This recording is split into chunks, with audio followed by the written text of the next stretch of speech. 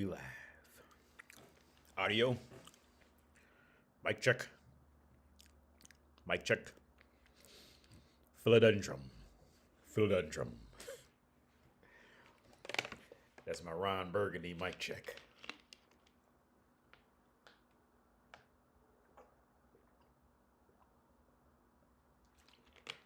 Big Ron Burgundy fan, by the way. What's your opinion on Friedrich Nietzsche? I don't know how to pronounce his name. And how he viewed relationships with women. He basically see women for who they are back in. So, yeah. I can't recall exactly. I would have to go back and kind of catch the parts where he did refer to women. I don't remember off the top of my head, to be honest with you. But what I will say is this. Most of the times, like most genuinely intelligent thinkers come back to red pill shit. Here's the thing. When you get into like the high, pretty much any higher level of anything that truly matters, it's usually synonymous with red pill. With anything red pill. Even border, I would say even black pill, because black pill is legit. Black pill is real shit. And I've always said black pill is great on paper. Black pill is like communism. That shit sounds great on paper, but in real life, I don't think it could work out with anything we know in modern culture, relatively modern culture, unless there's some new technology to balance that shit out. Black pill, let's play this. Black pill will be great. Black pill will work excellent in a virtual reality game like Second Life or something like that. It can work perfectly, and it would just, then on top of it would just filter off into something else, because women is never enough for women, right? Historically speaking, but yeah. Any higher form of thinking, anybody who's dealing with any genuinely higher form of thinking, meaning, okay, what's purposeful, what's meaningful, what's bullshit and all that, they will all come to the same consensus, the same agreement about women, women's place in the world, women's general place in the world, unless she's been highly influenced by a man, which would then make her admirable. It's usually always the same thing. It's never anything, vastly different from anything I've ever seen. I can't think of one higher, like, once you get into like any type of person who's dealing with higher echelon of just thought in general, it's going to come back every time. It's going to come back to brutal, fucked up, red pill shit. The world's about, okay, and when you're in the world, it's going to be about, you either got to have some serious swagger or personality, or you got to be born into some money, or born into some like great biology, looks, something like that. That's what it's going to come down to. When you look throughout any history lessons, the only motherfuckers in history that get remembered, guess who? It ain't Rod who's driving a forklift down at JC's Penney's factory, right? Them people don't ever get remembered. Who gets, all throughout history, who gets remembered? It was the people who did something.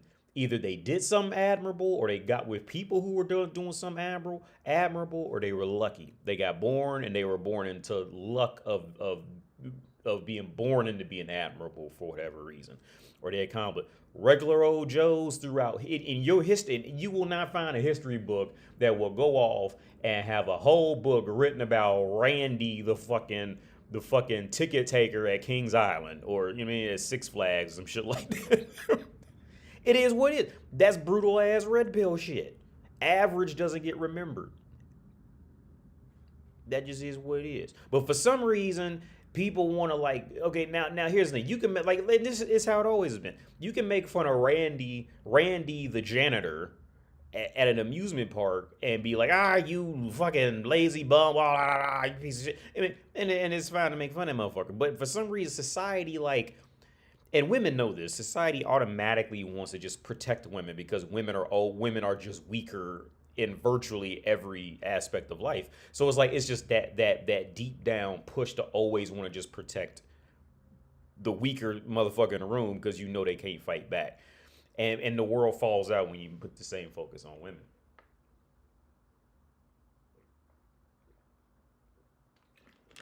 It's like Patrice O'Neal said, and like I elaborate on all the time is because Patrice O'Neal, he laid the groundwork for where I elaborate on that topic of the king and queen theory, right? That king and queen, because I knew a friend of mine, he was real like he tries to play male feminist, but he's that motherfucker is the furthest thing from a feminist. Him and his wife, they be trying to push that whole because they got two little girls, and they be trying to push that. They always try to. At least when I was living in Ohio, they was always try to push this feminism and male feminist and blah blah blah.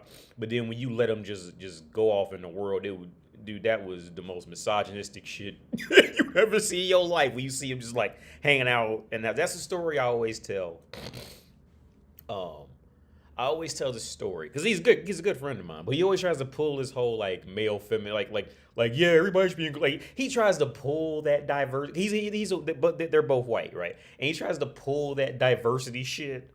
You know what I mean? Like he tries to like. I guess he thinks it's gonna make him sound better than me or something. I don't know, but he tries to pull it, and then but if you let him go and keep talking, he'll come back to just being a misogynistic asshole, right? Like, and not much. So the story I always tell about him was when I was first coming back to Europe, right? I was gonna first move, and I bought a BMW in America.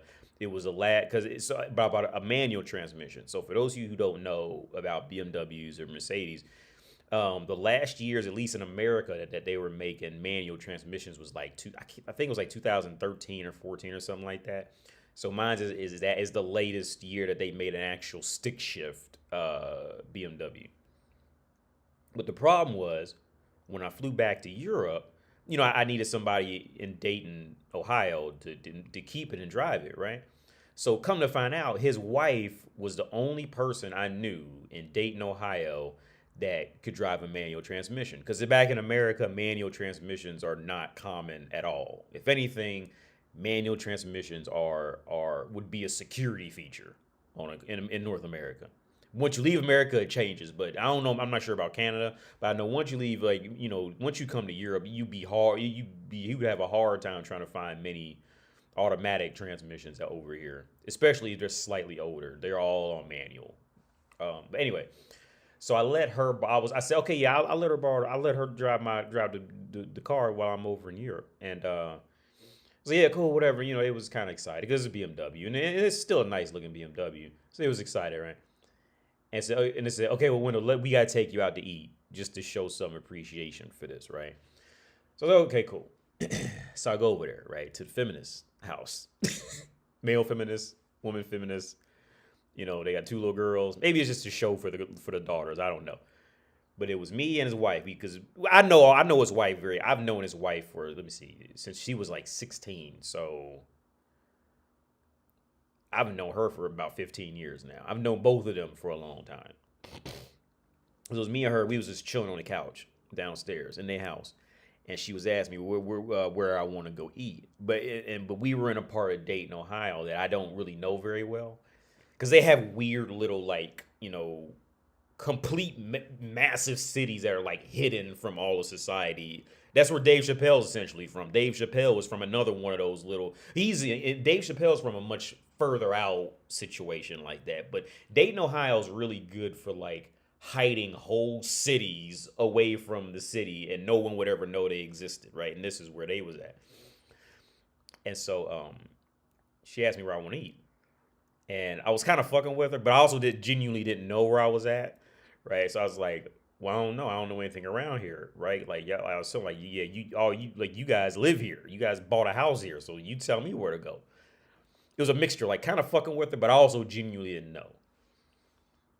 And he could hear us upstairs, like talking about it, and he just yells downstairs, "We're going to Applebee's," just like in the most like not like in a friend, like in the most like male misogynistic. I'm not gonna let this woman just diddle daddle for the next 3 hours on where we gonna go eat type of command, right? It was one of them, and she just got quiet and smiled, right? Because she knew it, like she knew. I mean, like they know it, right? Um, but yeah, yeah, I forget why I even started that story. What's up, Elijah? What's up, D? B Grimm, PTR. What's up, JM? Andre Williams. What's up, man? So one thing I did want to talk about was AI, man. And here's the thing. I think my opinion is I think AI. What's up? What's up, Superman? What's up, man? Hope you're doing good. Um, oh yeah, with the AI. I want to finish this thought before I forget it. So I think, man, I'm going into banks teaching English, and here's the thing. Like I said, even with this whole situation of like how I was saying like higher thinking people, they're always on this like cheating, red pill, all every pretty much everything that society tries to pretend that they don't like the higher up motherfuckers are like the first to ever adopt any of this shit, right? And it's just with that culture, and like all the little like average people are trying to walk around and go, we're higher royalty. We don't do that. Well, you're evil then if you do that because we don't. We have morals and responsibility, right? It's all that. So when I go into these banks, right? Like at first they were trying to keep up the act that they were actually doing all the work, and then they finally slowly broke down and would all agree. Like, let's just say, like, yeah, we're all just using Chat GPT for literally everything. Like Chat GPT single handedly is more than likely responsible for your bank's activity right now. All the higher up workers who got to manage shit and direct shit, I would guarantee you, ChatGPT is at minimum supplementing any white collar job at this point outside of higher end coding. I say middle to higher end coding is at minimum supplementing your job at minimum, if not just doing all the work. But you have like all the regular schmoes and joes trying to walk around and either try to hide it or pretend like they not pretend that they that they're working off their actual brains. Now, where I'm going to go with this is I think that that it's making men more pathetic because it's easy access to technology, right? Like it's easy access to information, to exactly what you want to know, right? Because before ChatGPT, if you Googled anything that was if you with before ChatGPT or just AI, modern ChatGPT and all the AIs after it, right? If you had a specific question and if you tried to Google that specific question, a lot of time, and especially if it was something like obscure, like it wasn't just like, stuff that was like everyday knowledge or like little tricks about growing plants or something like that. Like if you Googled it, you would just be completely thrown in a loop and end up usually just having to give up, right? Now, Chat GPT can just scan the internet for your question and then come back with generally a decent response. It'll still fuck up here and there, but generally it can give you and it was even better about Chat GPT or AI is once it gives you an explanation, and if it's something in that explanation you didn't understand, then you can say, oh well, further explain, blah blah blah, blah, and it will go, yeah, certainly here. So blah, blah, blah, and then you could it's like, wow, like this is fucking amazing, right? For example, I just started my second master's degree, right? Now, my second master's that I'm doing now is in IT with a focus on cloud computing and analytics and data analytics for IT, right? Now, so far, these courses are literally just glorified network engineering courses that aren't even good network engineering courses so far. Like so far. Now, I will admit that I do have a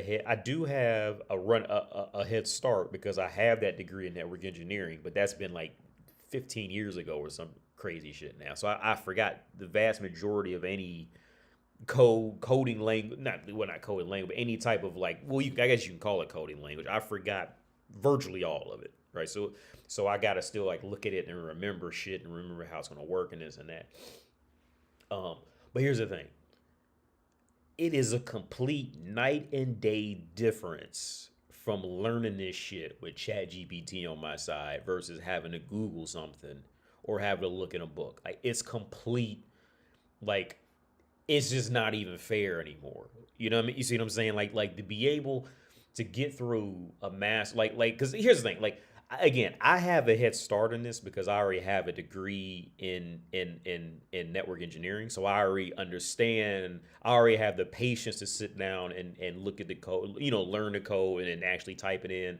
And I've already been through that rigor of doing that before. So I do have a head start from like some of the other people I seen in there, their introduction to the course, they were coming from like, unless they worked in the field and didn't mention, they're coming from like something completely different. So they're gonna have a harder time with it.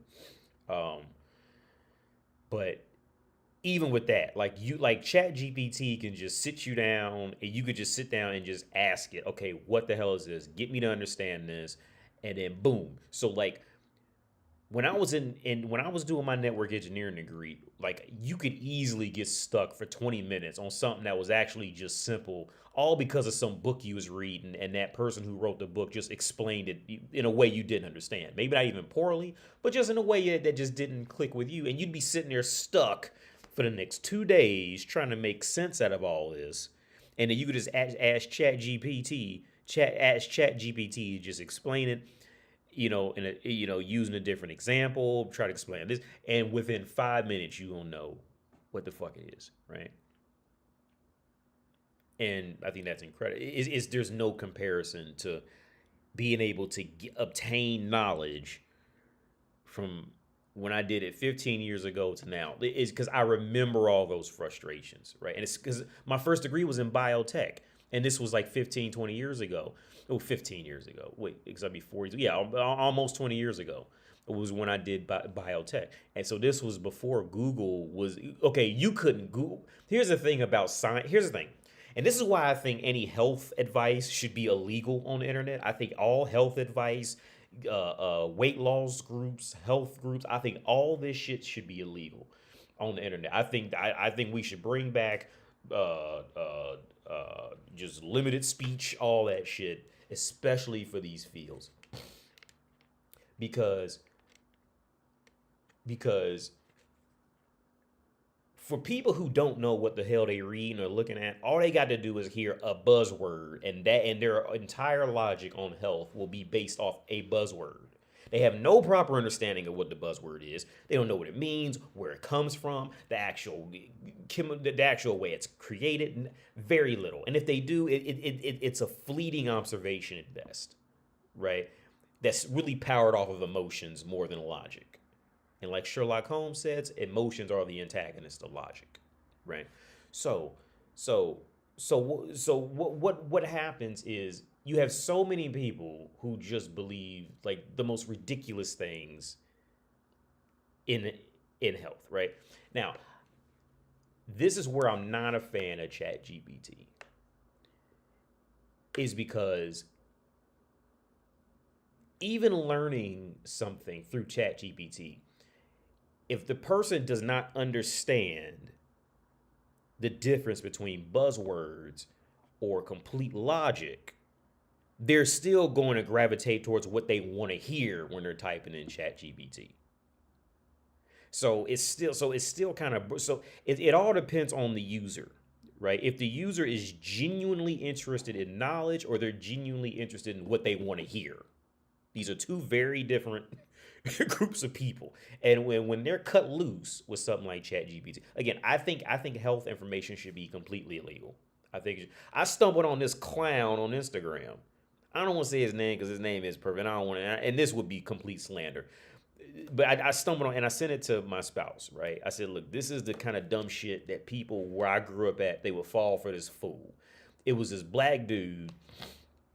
This motherfucker was clearly not African, right?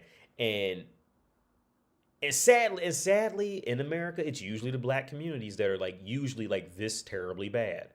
This voodoo witchcraft shit, right? And sadly, I have to admit, it's usually the blacks in North America who will be dumb enough to fall for these scams, these just ridiculous.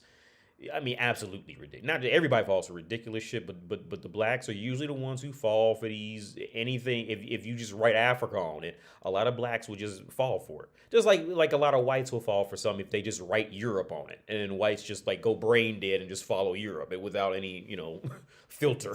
Right? But the blacks in America, the blacks African Americans, if you just write Africa, homeland, motherland, brother, sister on it, the blacks will fall for this shit, right?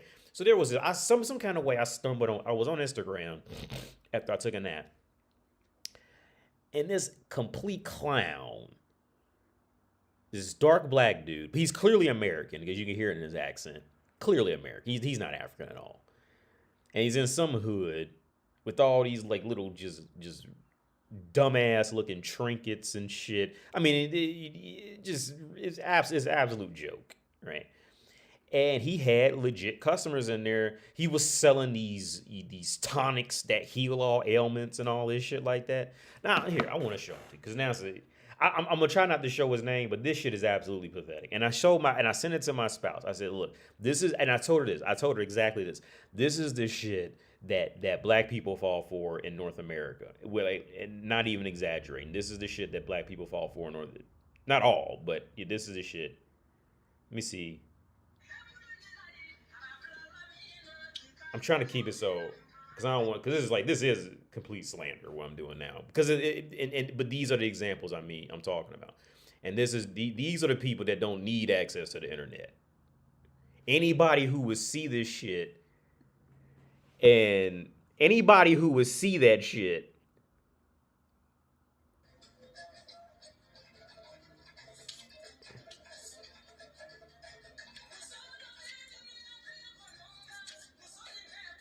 Africa lives on and on, strong and strong. Know this in your heart of heart. The African is risen. Ashe? Ashe. Oh shit. And he's trying to fake an African accent in that clip because there's other clips I sent and he has no African accent at all. That no diss part trying to mimic an African accent. See, it's people like that don't need access to the internet at all. It's people like him. I'll be like, look, Hitler, bro, we need you, fam. We made a mistake. Hitler, yeah, come on, bro. Like, I'm sorry. Whoever the fuck. Castro. Come on, bro. Come on, man. I'm sorry. Because shit like this, a motherfucker like that doesn't need access to the internet. Because there's going to be somebody else who doesn't know how to get a well-rounded knowledge of anything. And then I was telling a friend of mine, I was like, this is one thing I don't understand about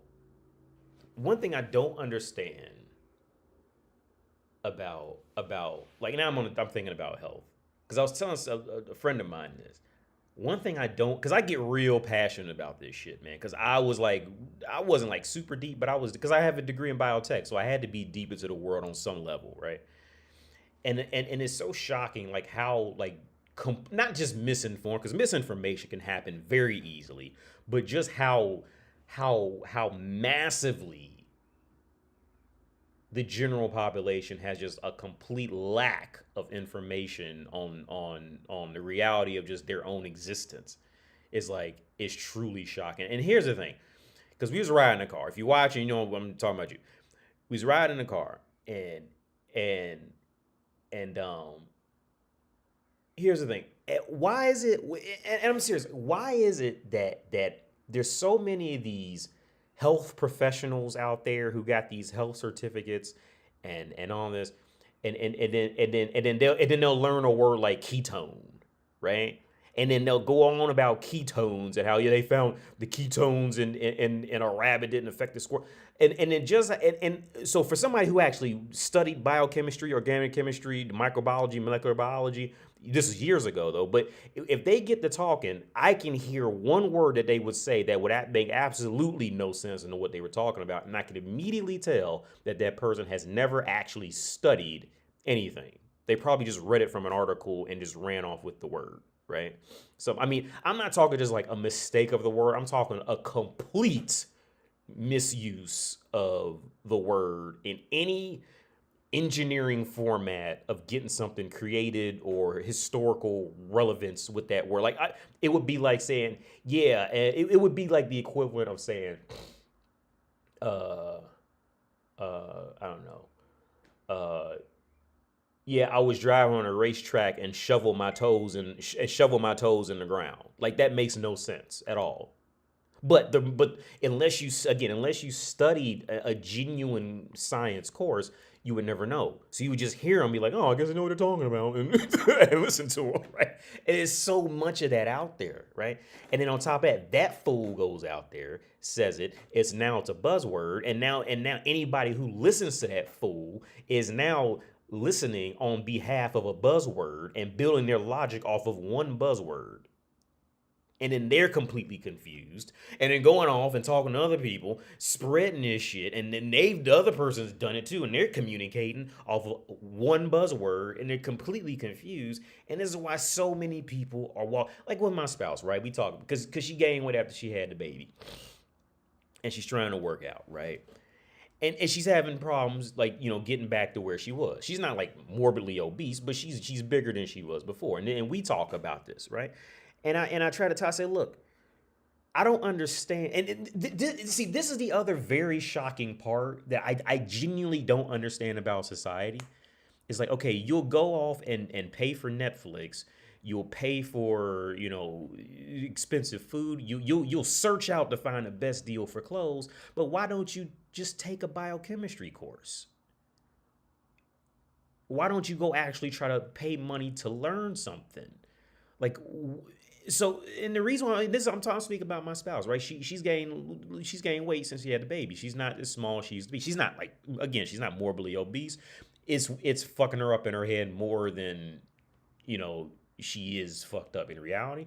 But she's gained weight and she's trying to get it off. Now, this is the other just something I just don't understand about society and people. Maybe it's like a shame thing, like they feel like they've been shamed, so they don't want to actually just go a legitimate direction. But here's the thing.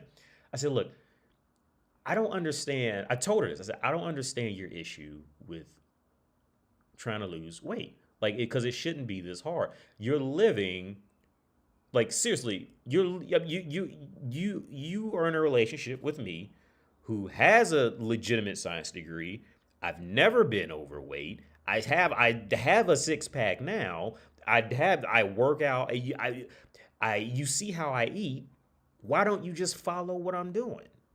You see what I'm saying? Like why are you still going off to these Jillians and these David Goggins and these? Which I'm not saying David Goggins is wrong, but I'm like, why? Like if I was living with someone who was a computer scientist, I'm not gonna ignore that person and go get advice from a bunch of randos who I don't even fucking know about computer science. Like, that doesn't even make sense to me.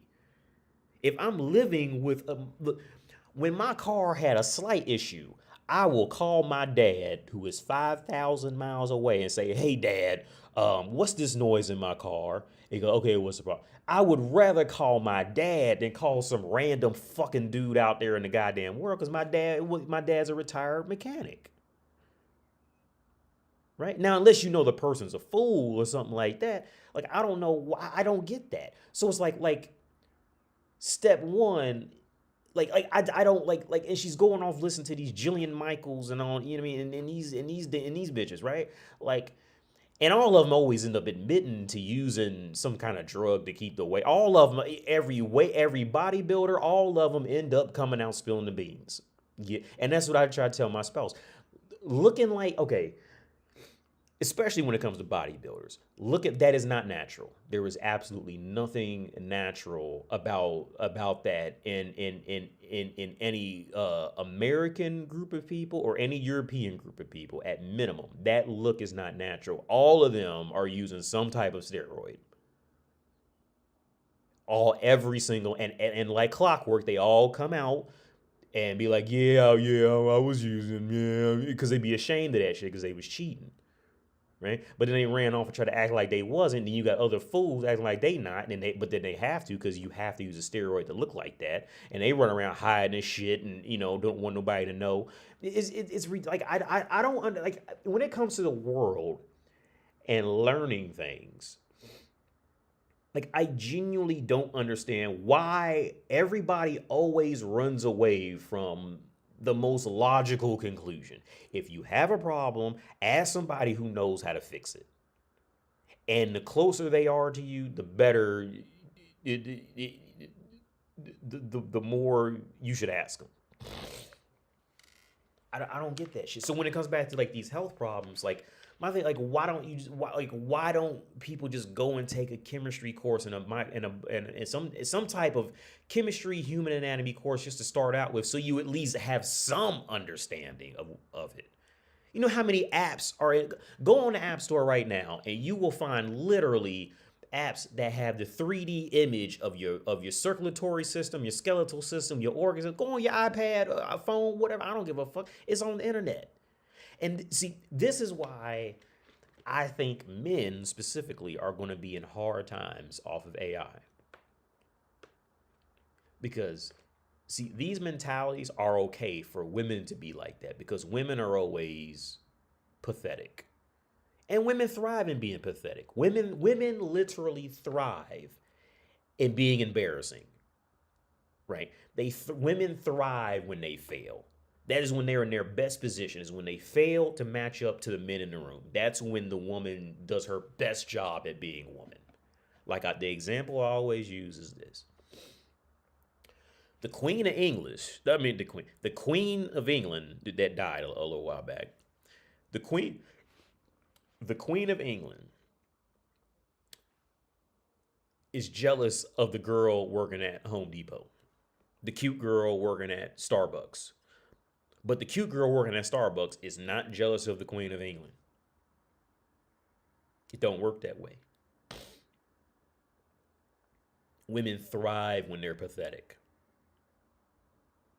Because they thrive, because it's a matter of time for it. But on the flip side, men don't thrive like that. See, like the man working at Starbucks is jealous of Donald Trump, but Donald Trump is not jealous of that man working at Starbucks at all. Right? Don't work that way. And Donald Trump was born into a rich family. I get that. But that goes back to where I started the stream. Like, as a man, you have to be born into wealth or luck of biology, or you have to develop wealth or develop biology to be able to be remembered. Like that's the route it takes.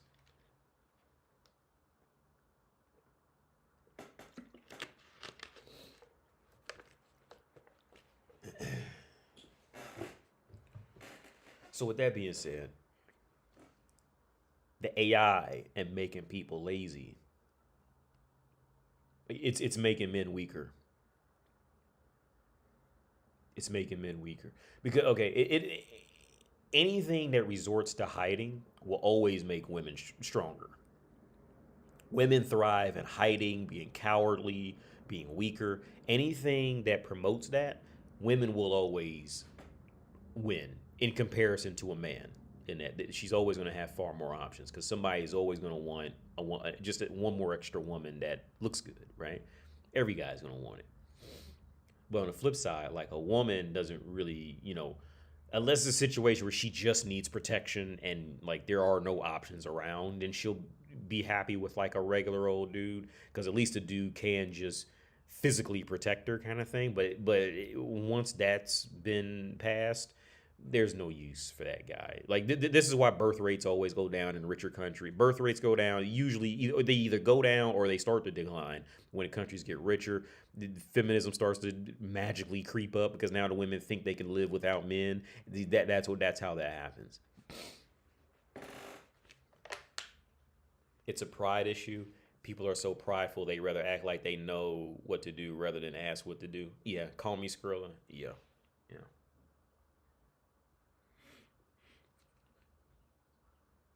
Yeah, I agree, man. Yeah, like with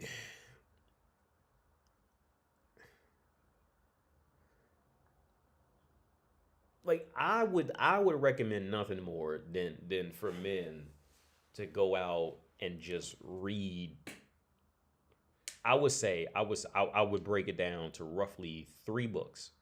Two of them I have here in physical condition, and one I have on the internet or on my computer. One, read the history of religions, not just yours. Read the history of all religions. That way you see what it all really is. And you see that your religion is not special. The religions that are around now are just the religions that made it through. The religions that are around now are essentially like FromSoft. Okay, it's nothing special. It's just the one that made it out of all the ones that were like that, right? But the younger people don't, or the people who don't actually have much knowledge in humanity don't even know how to think like that. Actually, let me go grab the book I'm talking about because I always keep. I'm gonna go. I'll be right back.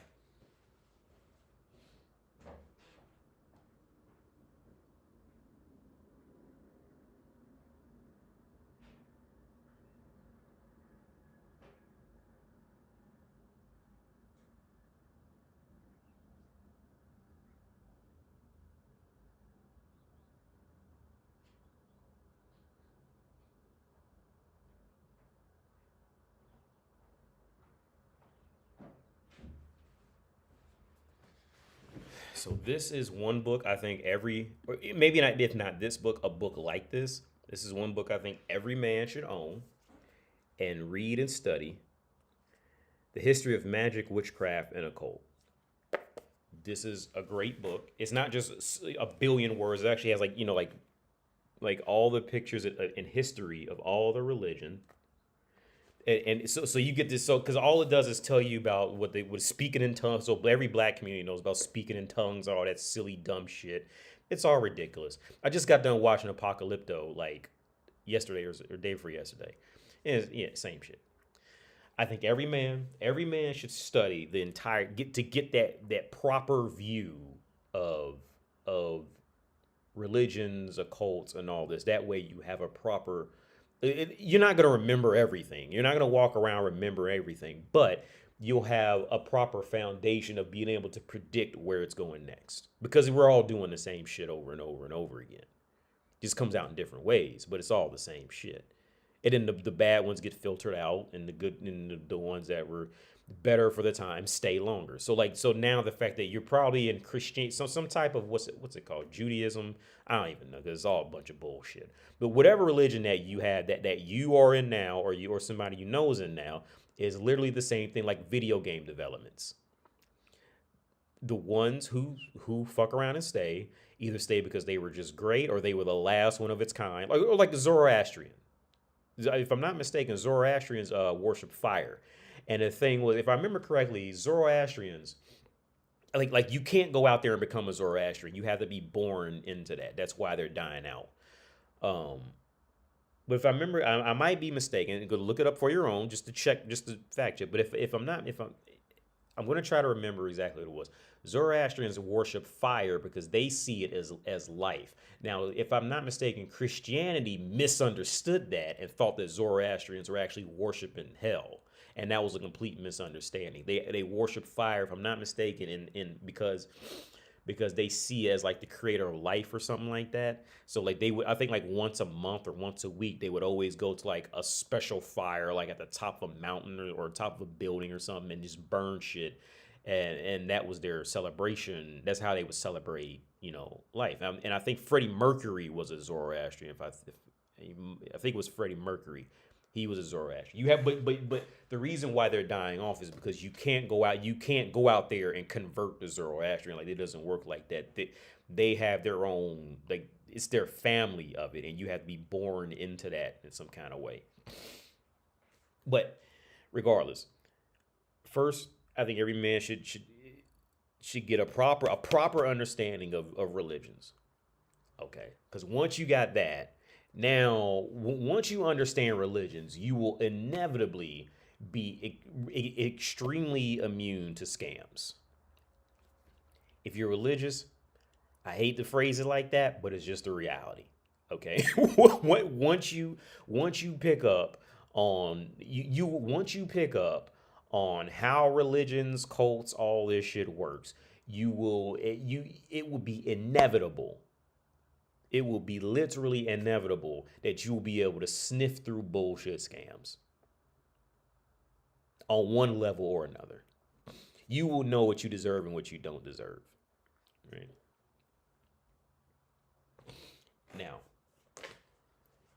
the next book, I don't know where it is, but the book about the history of political somebody I forget what the name of that book was, but history. But just find a book about the history of politics. God, I wish I remember the name of that. It's somewhere over there, and I'm not. It's probably gonna take me a couple minutes to find it. I can't, but it was that was a thicker book and hard to read. But that was really good. Once you understand politics, you quit. It will be inevitable. Again, there's no way around it that you will after you read, you fully get. Because I try to tell my spouse about politics, and it would be like basic words that she just doesn't know. But you could tell she was ashamed that she didn't know it. But people don't really know how to like communicate that they're ashamed unless they talk to somebody they trust. So I said, look, all politics is ever about is who's getting what money, when, where, and how, and who's gonna get the quickest, who's gonna get to pay off a debt. That's all. It's all politics ever is. It's either money or fame to get money, but it's all politics. Every country is about money and or protection. Okay, money and protection. Let's say that money and protection. Once you get that, everything you could predict where everything's gonna go. Everything. Like, for example, Jesus Christ, I haven't studied political science, like actual political science in years, but I remember when I took political science in college, and I had this, I read the book from page to page, but I did terrible in the class because the teacher was just one of those, like, he wasn't a teacher. He was just a dude just hired to do it, to just talk. But I remember that was when I found out, like, how the Democratic Party was made in America. And this is why I say, like, Democratic Party, like, that's all like racial shit too. That has a severely confused point.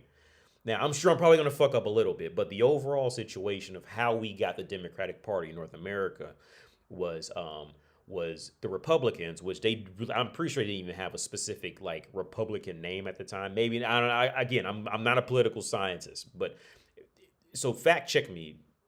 But if I remember correctly, the Republican group, which is the rich whites in America, they were trying to get more taxes out of the farm owners, and the farm owners were historically always poor, right? It was essentially could turn into a French Revolution situation. It was turning into that. They were just taxing the hell out of farm workers. The farm workers just could not afford to pay the taxes, so they banded together to make what ended up becoming the Democratic Party to fight the taxes. Right now, the big confusion amongst white Americans, especially the ones who listen to people like Thomas Sowell, they'll walk around and say, "Well, blacks used to be Republicans. The blacks back then were Democrats." Well, yeah, that makes complete sense. Now, again, fact check me if I'm wrong, because I'm probably gonna fuck up tidbits here and there. But the blacks had to be Republicans back then in America. They had to be Republicans because the Democrats were the poor whites who were farmers. Nowadays, we call them construction workers and, low-end managerial positions in corporate worlds. They've just changed professions, but they are the poor forgotten, in this situation, the poor forgotten whites. Every country has the same problems. It's not just North America. Every country has the Tories and the liberals. The conservative. Every country on earth has. It's inevitable. You're going to have a conservative and you're going to have a liberal party. It's at minimum two parties. Many countries have 4 and 6 different parties, and then they try to either mimic North America's situation or Germany's situation of creating political atmospheres. But anyway, the blacks in North America, they had to be Republicans because the Democrats were the angry whites that were left out and would take out all their frustrations on the blacks who were lesser because nobody would protect the blacks. So in retaliation, most of the blacks had to just say, fuck it, we got to be Republican because at least the Republicans aren't going to come fuck with us personally at our home and all that because they're busy somewhere off being rich. That's why a lot of blacks were actually Republicans at the time. Not that's why they were not Democrats, because the Democrats was filled with KKK and motherfuckers who took out their frustrations of being left out from the rich whites. They took the frustrations out on the poor blacks. So the blacks, for the blacks who didn't join the Democrats, they had to join Republicans just out of default. But it's all about money. You see what I'm saying? Like the core of it is money. Is who had the money. Somebody didn't get money, so they had to take it from somewhere. They didn't get it, so they were mad that they didn't get it, and they took it out on who they could take it out on. Politics, it's always going to be that on some level. It's very rarely about. It's always red pill. Again, red pill shit. It's very rarely going to be just out the goodness of somebody's fucking heart. Okay, politics don't work like that. America does about the best job in the world at convincing people that it's out the goodness of their heart.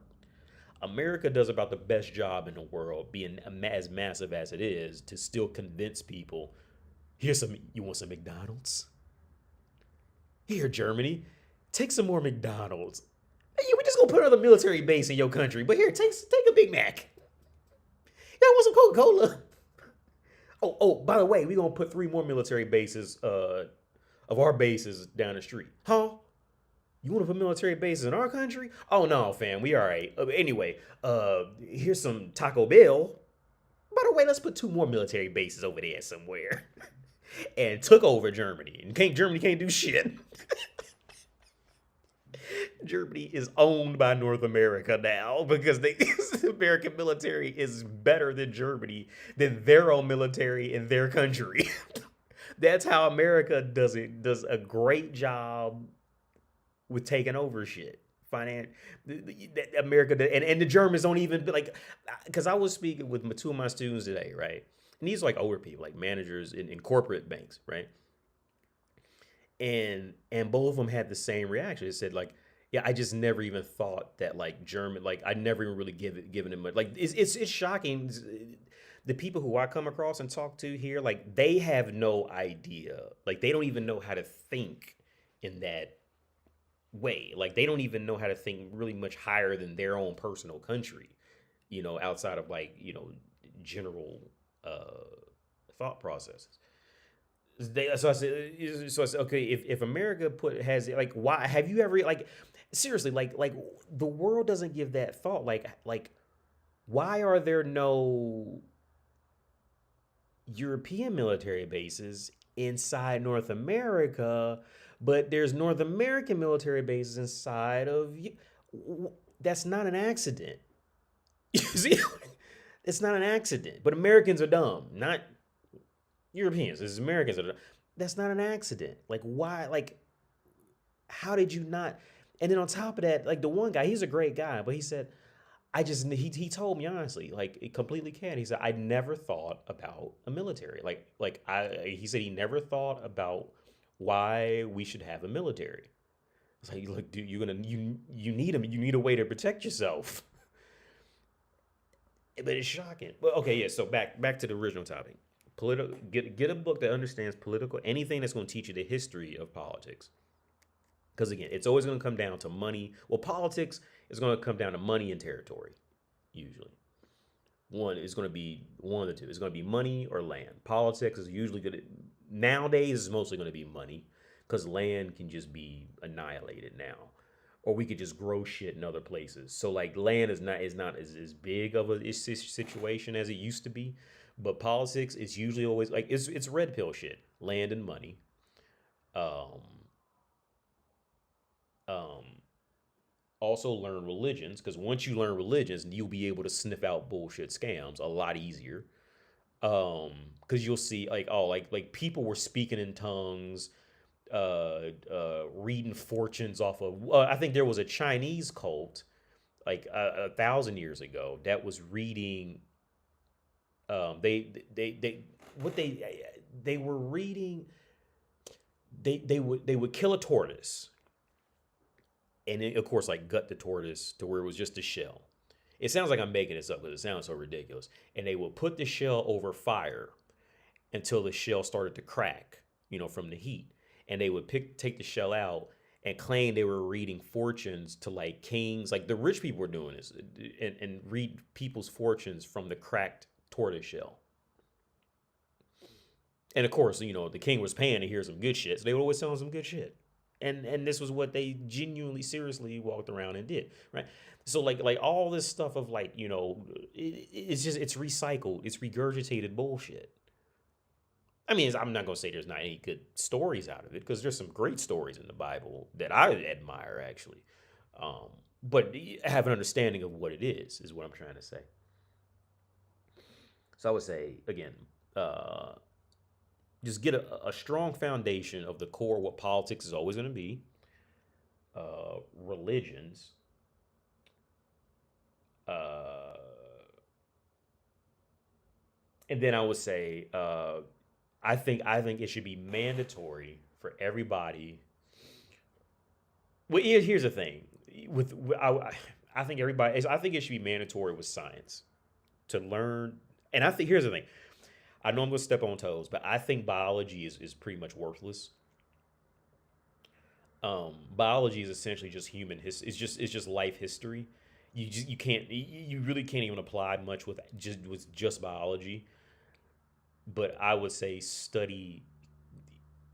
I would say once you have an understanding of chemistry and it's just any basic understanding of biochem and organic chem and work in those labs, and you have to take some of that out of there, whether it's just PPE protocols, like just being clean, watching what you do in the refrigerator. Like for example, perfect example, my spouse, she went to the butcher and got a bunch of chicken legs, right? And they were in a bag. Now, I didn't even say anything to her because I just didn't feel like starting a whole argument with her. But I looked in the refrigerator. I looked at my refrigerator, right? And there's a bag of raw chicken sitting on the shelf in the refrigerator, right? Now, to her, it was no big deal. But see, this is how people get sick. Because that bag of chicken will fuck around and leak some shit. And guess what was underneath the chicken? Raw fruits and vegetables. Right? And see, this is how people start randomly vomiting in the house and you don't know why. This is why people randomly have diarrhea for 3 days and you didn't know why.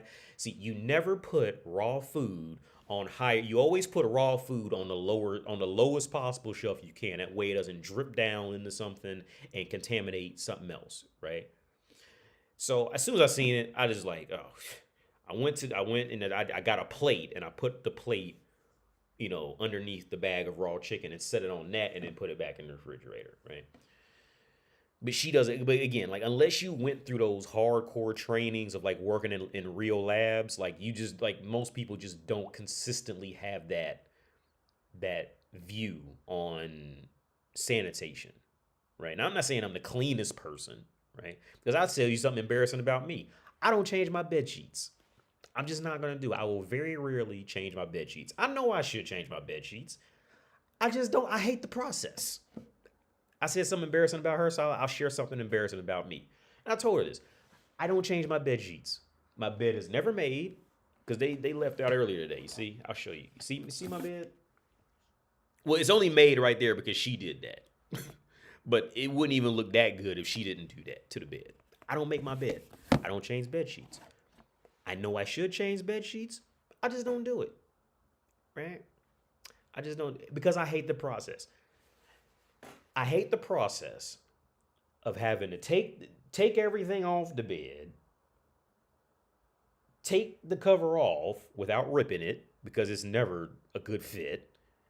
Then you gotta go get a new one, and in a new one, like it's just not an easy process to do for what it is. And then when I think about it, I just go, oh, I'll do it tomorrow. And then tomorrow comes, I'm like, oh, I'll do it tomorrow. And I just never do it. I never do it. So she always does it. I don't change my bed sheets.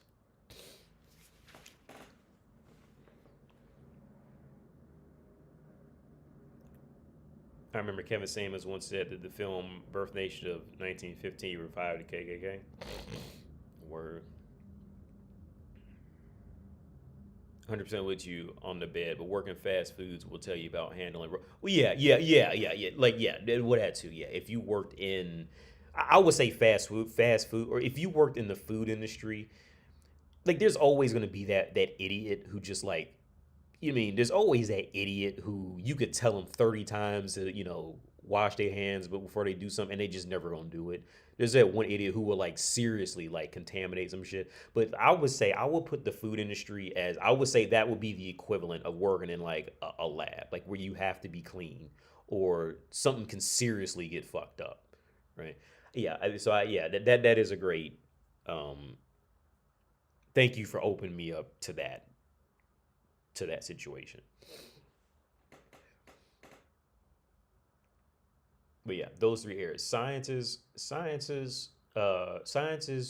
histories of religions, and politics would be a strong foundation to know what is out there. Then after that, I will put music in a close second.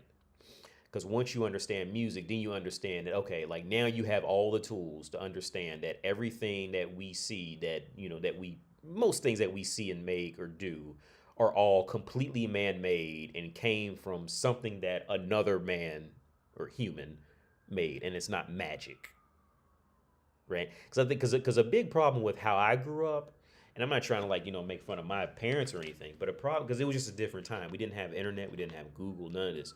So like a lot of stuff was just magic to me, right? A lot of stuff was, it was just magic. Like I had no idea, like, you know, absolutely. I mean, I had no awareness on anything, how anything was really programmed, how anything worked, how music worked. I was completely ignorant to the histories of religion because I grew up in a religious, relatively speaking, religious household. That was the consumer versus the yeah. I grew up as more of a in a more consumer household, and consumers are always the ones following, right? They're just kind of following whatever's being made, and don't have a strong, and they usually, you usually don't have a strong understanding of how anything's made, right? And that's, I think, most people did in those years. Most people, especially in lower middle class, grew up as just strictly consumers. Like there was no friends groups who talked about like JavaScript or anything like that, like or where I grew up, there was no playing cellos or anything like that, or there, these things just weren't part of that mentality. So, like I said, the high school I went to, if you had a said you were going to college, like in my high school, there was only probably about 8 people that we just knew were going to college, and nobody else would even dreamed of doing it. That's the area that, I mean, it wasn't a bad school, it wasn't a dirty school or anything like that, but that's just where we were. And then the few who wanted to like go by playing sports, Jesus Christ. Every now and then I go back and look up like guys who were cool in high school who were like playing sports and all that, and all of them are pathetic now. Okay, there was a couple. There was one, and I'm gonna say his name because now he came from a respectable family. He was a real he was one of them dudes who was just, you could tell his name was Elijah, like Elijah. You watching? Yeah. But he, and I looked him up, and he looks like he's genuinely doing good in life. But he always had a good attitude too. He was always like, you could tell something happened. Something had to happen with Elijah's family because he was too good to be hanging around people like we were hanging around, like in being in my kind of high school. He, looking back, I think something must have happened to his family. He was just too good of a person back then. And when I seen pictures of him now he's like in that proper, like he's in his environment, like super clean shit, like super nice place. He's in his proper, and like the way he smiles, like he just smiles like he belongs there, kind of thing. Now everybody else, like they were like they were playing basketball like in my neighborhood, and basketball was a big thing. All of them turned into just like just what we used to call old heads. Like they still walking around trying to be cool, but it's like clear that life is hitting them in the face, and they're depressed, but they're like trying to keep the fake smile going. It's like, it's just sad. Like it really is sad. Some of them got beat up worse than others, but they all stuck in Cincinnati. They're all stuck down there in Ohio. None of them got out. It's really sad.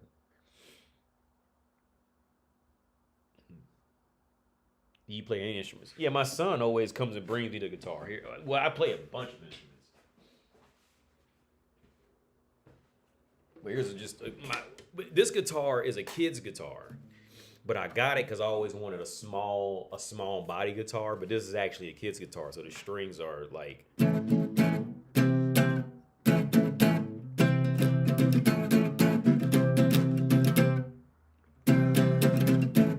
That's just A major to C major. But it's not even tuned. Because my son, he comes and brings it to me, then he wants to stand on it and all. This motherfucker about 3 years old standing on this guitar, he gonna break it. I got a ukulele somewhere, and I got a keyboard over there. I got a flute, and I don't even know how to play this flute. Let me grab it.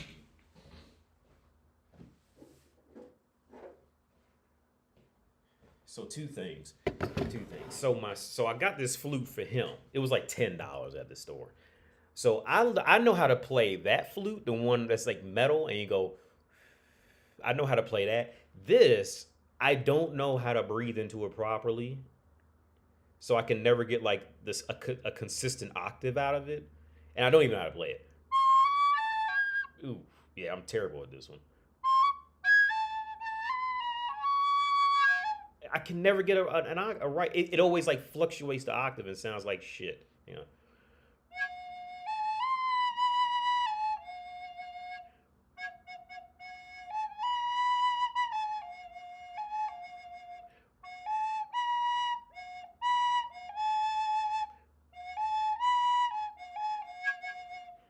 Yeah, I'm shit at flute because I back in the States I had the metal flute that you had to do like that, and I could play that one just fine. But this I can't play. I can never get a consistent. I can't keep a consistent octave, and I don't know why. I don't know if I'm doing something wrong or the flute's fucked up. But I got it for him so he can be exposed, just so he can have more exposure to things. Like my son has all exposure to music instruments, technology, science shit. That's what I'm ready to show you now. Science shit. My son is growing up with as much access to intellectual shit that I can get to him. There is not a room in this house except the bathroom that he can't have some type of smart technology. He will get exposure to everything. Right? He's growing up like this. So here's my mic. I always put my sunglasses up here so he can't get to them, because you want to take my sunglasses and throw them around or something. This is my microscope.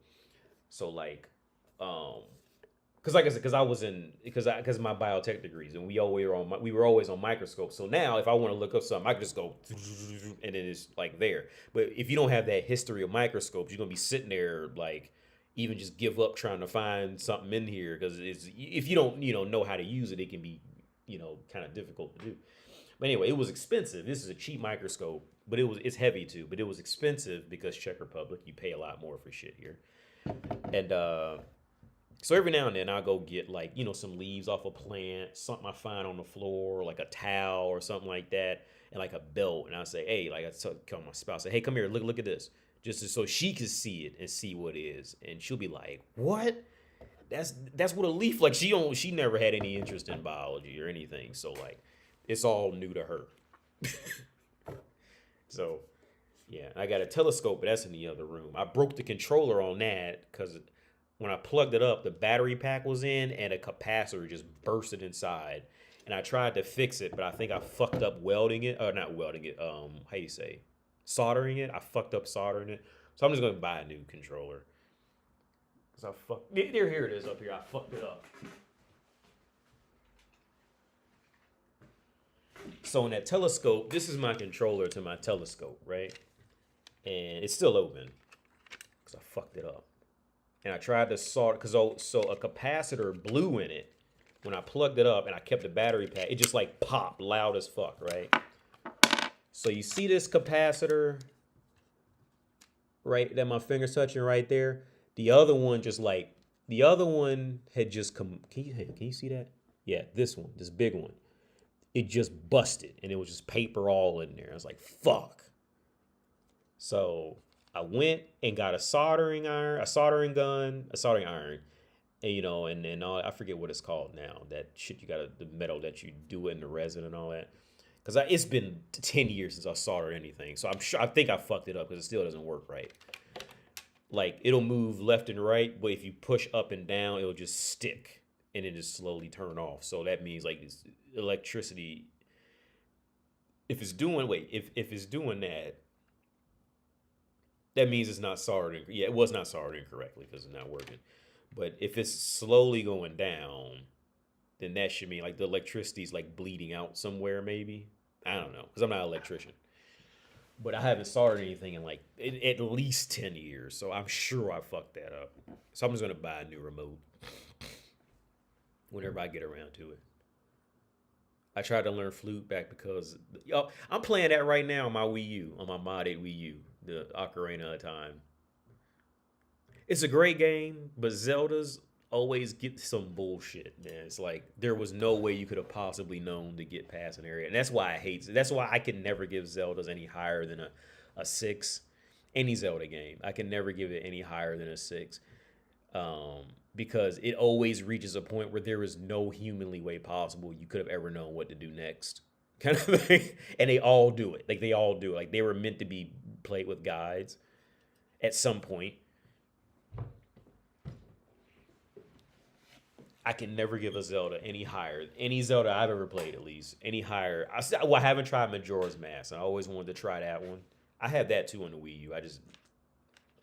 I'm still on Ocarina of Time. I haven't touched it in a while, but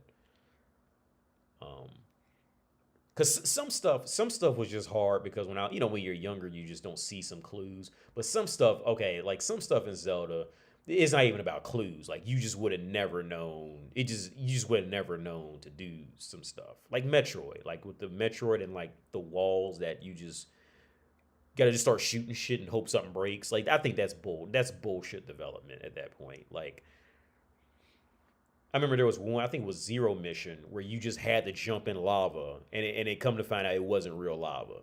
But I see, I know I'm on that Metroid mentality, so I knew to try it. But like I can completely understand if somebody who did not play Metroid and got to that level and just didn't know and just kept running past it and would have never known to do it. And that's where I think Nintendo has like bullshit development. Like that's not good game design. That's just bullshit. If there's no hint, you never introduce the player to this mechanic. You never introduce the player to even this theory of doing anything, and you just expect them to just know it. That's bad. That's just poor game development. There's no excuse for that.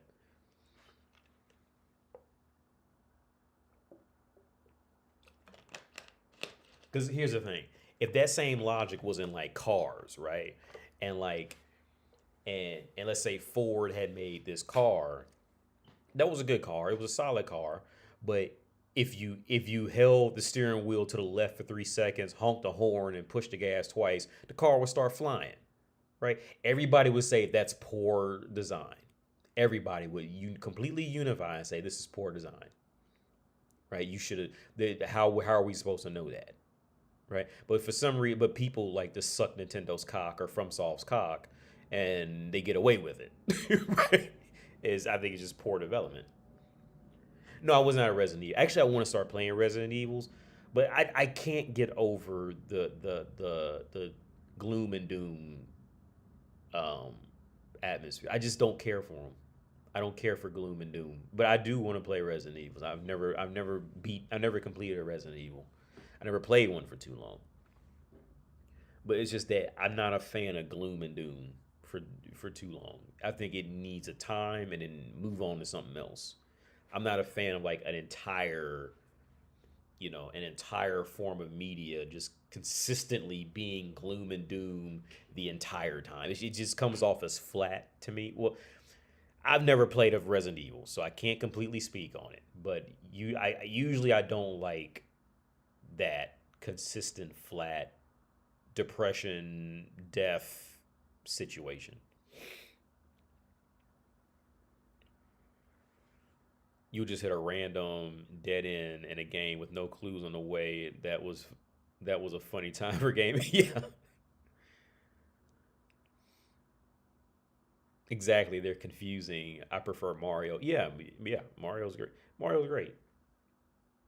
Here's the thing, like here's the thing, Metroids usually aren't very difficult. Like, because I went back and played I played pretty much all the Metroids, except I don't care for the first person Metroids, the Primes, and a lot of people that's their favorite one.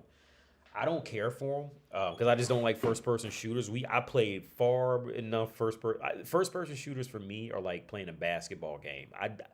I played so many of those when I was a kid that I just can't even stomach playing one for too long now. I tried playing Metroid Prime not too long ago, and I just lost interest in it because I just don't care for first person. Um, I just don't care for the first person of it. Um, but yeah, the Metroid games usually aren't difficult in terms of like reaction time or anything like that, except for a few bosses.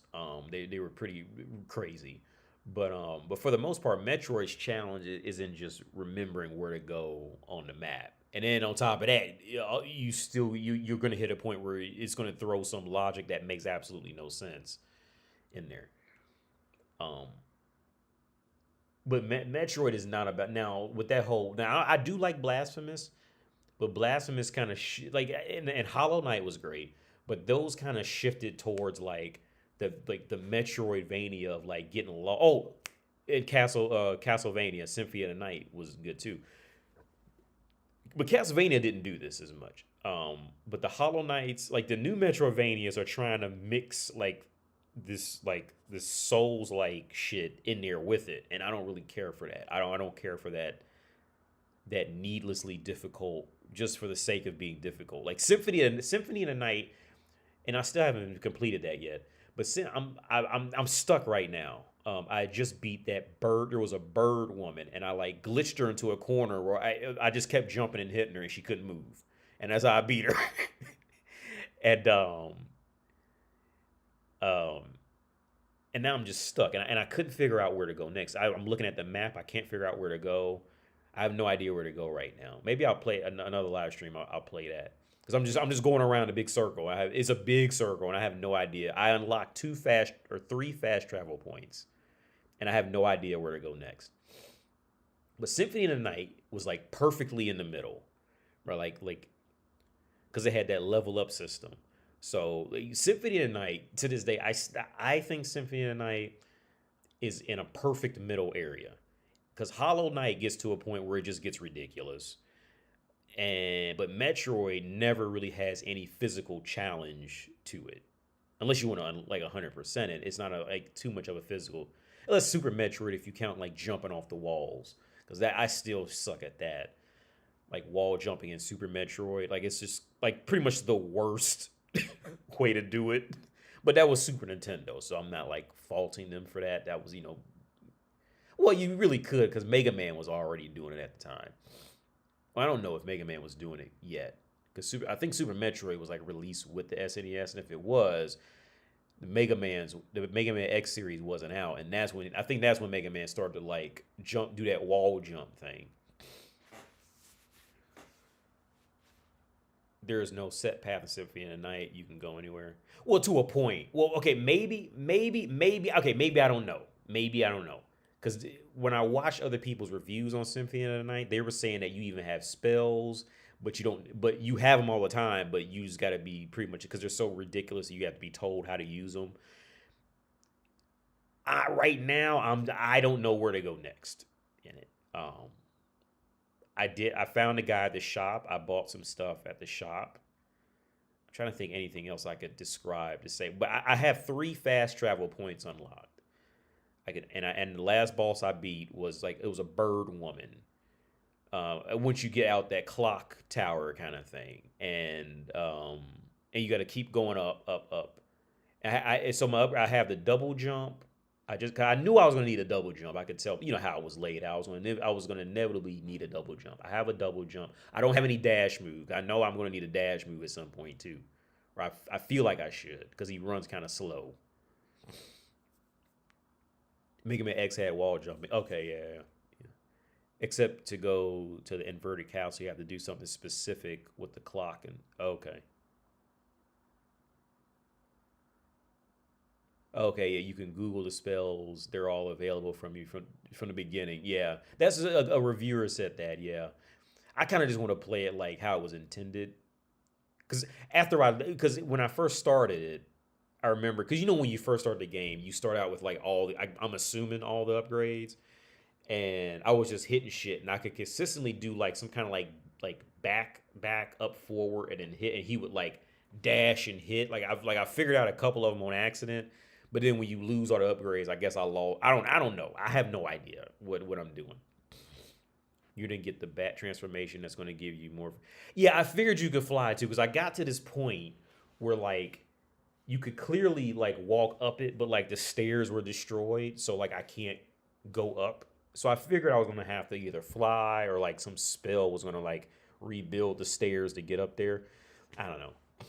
But Symphony of the Night, in my opinion, is like that's definitely like in the perfect middle ground from like Hollow Knight and Metroid. It's like the perfect middle ground. Like Metroid would just got to be too much bullshit, even though it's still a great game. They're like the 2D ones are great. But there was no Fusion was much harder. Fusion was because Metroid 2 was definitely by far my least favorite. You just hunt out all the Metroids and just kill them, and it just didn't really feel like a good game. Super Metroid was great. Zero Mission was great to me. 2 was like a good substitute. It wasn't. I can see how people could have been led. I see why people love Super Metroid so much after 2. Um, but I actually started with Metroid Dread. That was the first one I actually completed, and that was a few months ago. I randomly tried it. I said I'm gonna stick with it until I beat this one. And Metroid Dread was the first Metroid I ever beat. And then I went back and played the older ones.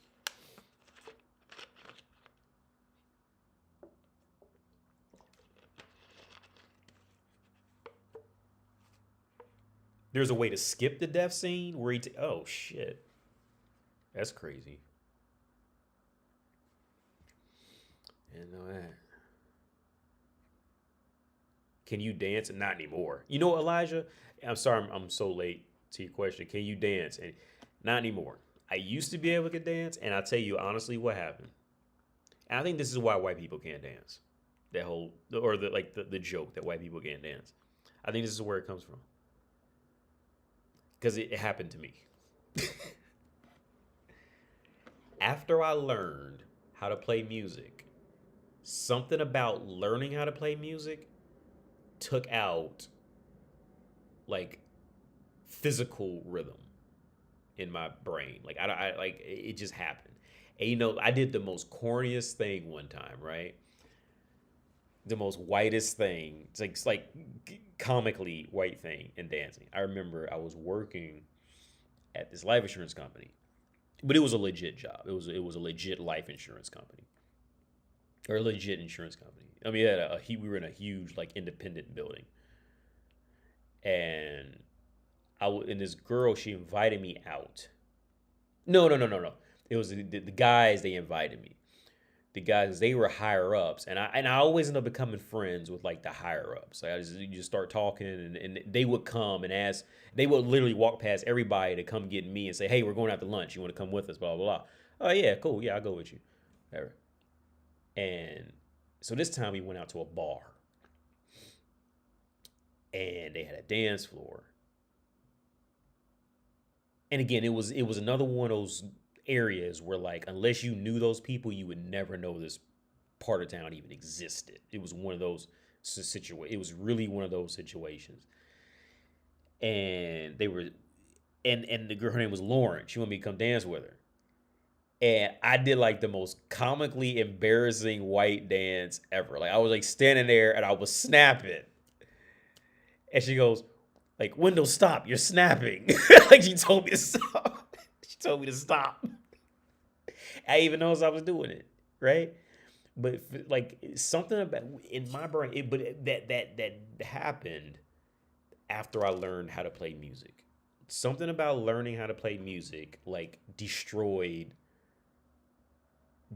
natural flow of rhythm with dancing. It completely like I have like it just completely destroyed it. So I used to get dance. Actually, I got best dancer in high school. like a Vin Diesel type of thing, right? Like I got in high school, I legit got best dancer, and because I was the only one like back then, I was doing like all the moonwalk and all that, like moonwalk and slide, all those like foot slide things. I can still do a lot of that shit. Because I remember I bust down did the moonwalk. I was with my ex-wife, and I was like talking about something, and I was trying to imitate that one time Michael Jackson does this robot that's like insanely unbelievably good. Even now, it's still insanely unbelievable. To me, it's insanely unbelievably good. And I'm pretty sure it's like during one of his performances of Dangerous. And he like does his rope, and I tried to like I told her like, yeah, it's unbelievable, because after he does the robot, he just like backs off, just does the moonwalk so like smooth, right? But she just never knew I could do the moonwalk, so I did it, and we was laughing because we was laughing together, and I was talking my way through it. I did the moonwalk, and she was like she was like completely fucking shocked that I could do the moonwalk. It was one of them, but I couldn't do the robot. Michael Jackson did the when it came to doing, that was one of them things like when he hit that shit for real, dude, motherfuckers now can't keep up with that shit. When he hit that robot, that hard, it's very few people who that I've ever seen, at least in the mainstream or even in the underground. Like there's this white dude that's dancing, I think out in Ukraine or something like that. I follow him from time to time. And they just worship him. And I just don't see anything in him at all. He's just not good at all. If anything, he's just getting by with just like doing very minimal movements and then just doing this kind of thing. And it just, you know what I mean? Like, and it's just like the song, and like the song that's playing, and he'll just do something like, and motherfuckers just love him. Like he'll go some shit like that, and they just fall out for this dude. He has on YouTube channel and everything, and I just don't see anything special about him. But Mike, when Mike hit that move, when Mike hit that robot, dude, I swear to God, every 3 inches of his body would be its own moving part. like every and I mean like when I say moving part, I'm not talking like the dude out of Ukraine going. I'm talking like. Remember how they would do that shit? But every part of his body, you know how they would move it and it would like shake. Like I can't do it, but it would like but every part was like its own fucking part. And this part might do this and it'd be like I can't do that shit. But Mike was on a whole different level than just grabbing his dick and screaming. All right, that motherfucker was on a whole different level. That what you got to see in most music videos was him just kind of fucking around. I mean, or he was on like a stage when he was just performing his own songs. That was him on like lazy mode. That motherfucker was not. He was on a whole different level. And it's sad we never really got to see a lot of it. He was one of them performers. Does your son speak Czech or English? So oh, Peter, you have the same problem. It might be thinking versus feeling. Yeah, yeah. Does my son speak Czech or English? So actually, my Ukrainian student today, he asked me the same question. So I think my Czech is so bad. I think my son's Czech. He's definitely speaking Czech or understanding Czech more than English. But I think he's growing now again. He's hit another area where you know how when you have, well, I don't know if you have kids, but when you have kids, you can like start to pick up, say, wait a minute, you done grown a level. When you mean you can just kind of feel it and how they moving and seeing shit. Like you grew a level, didn't you? You know what I mean? This motherfucker, let's see, like when Pokemon level up, you get a whole declaration of these motherfuckers leveling up, right? But when kids level up, like you don't get no declaration. You just gotta like, wait a minute, that Thunderbolt did about 32 damage. That motherfucker was doing like 17 before. What happened? Like this motherfucker leveled up. It didn't tell me, right? He leveled up. But in this time when he's leveled up, I think he's leveled up to a part where um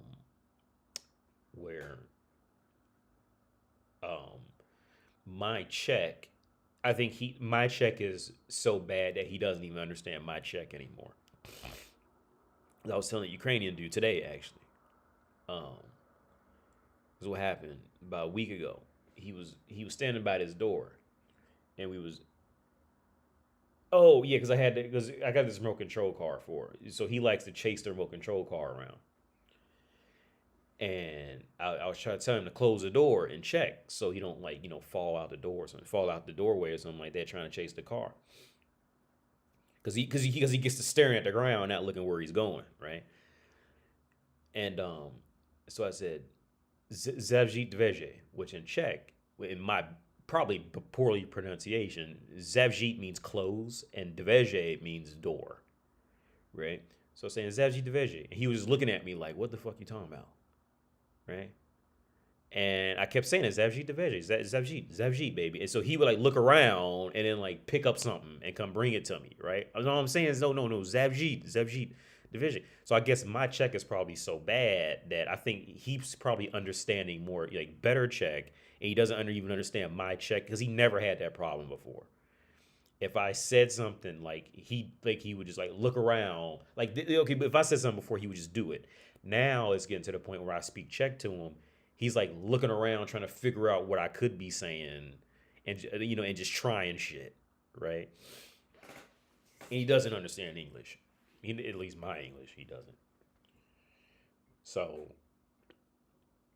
he's definitely speaking Czech because he watches Netflix in English, and I do speak to him in English most of the time.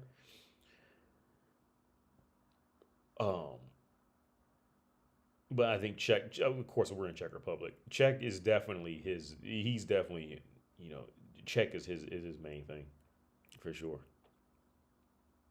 He's evolving. Yeah, this motherfucker's evolving. This motherfucker, he turned into a Raichu. He ain't Pikachu no more.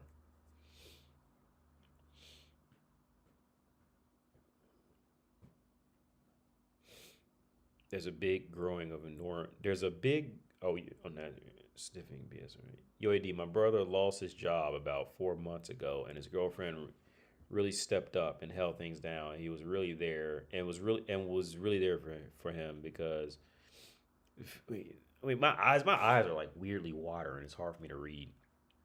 Like it's all blurring together. Cause overhead, because of her devotion. In your opinion, you don't think he has to limit and put a lid on his admiration for her stepping up because it would make him appear unattractive. What would your advice? What would your advice be to him? Because losing a job is hard, man. Because then he got to go find another one. You don't know how long that can take.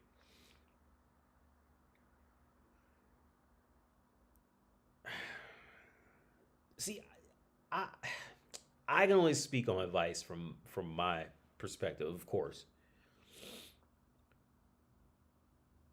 I okay, she's doing it because she wants to do it, right?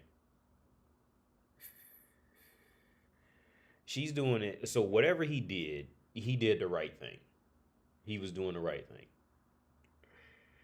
But yeah, like you said, showing too much admiration could is that you never really know because everybody's an individual person. But how I would handle it would be to just have him just keep just okay.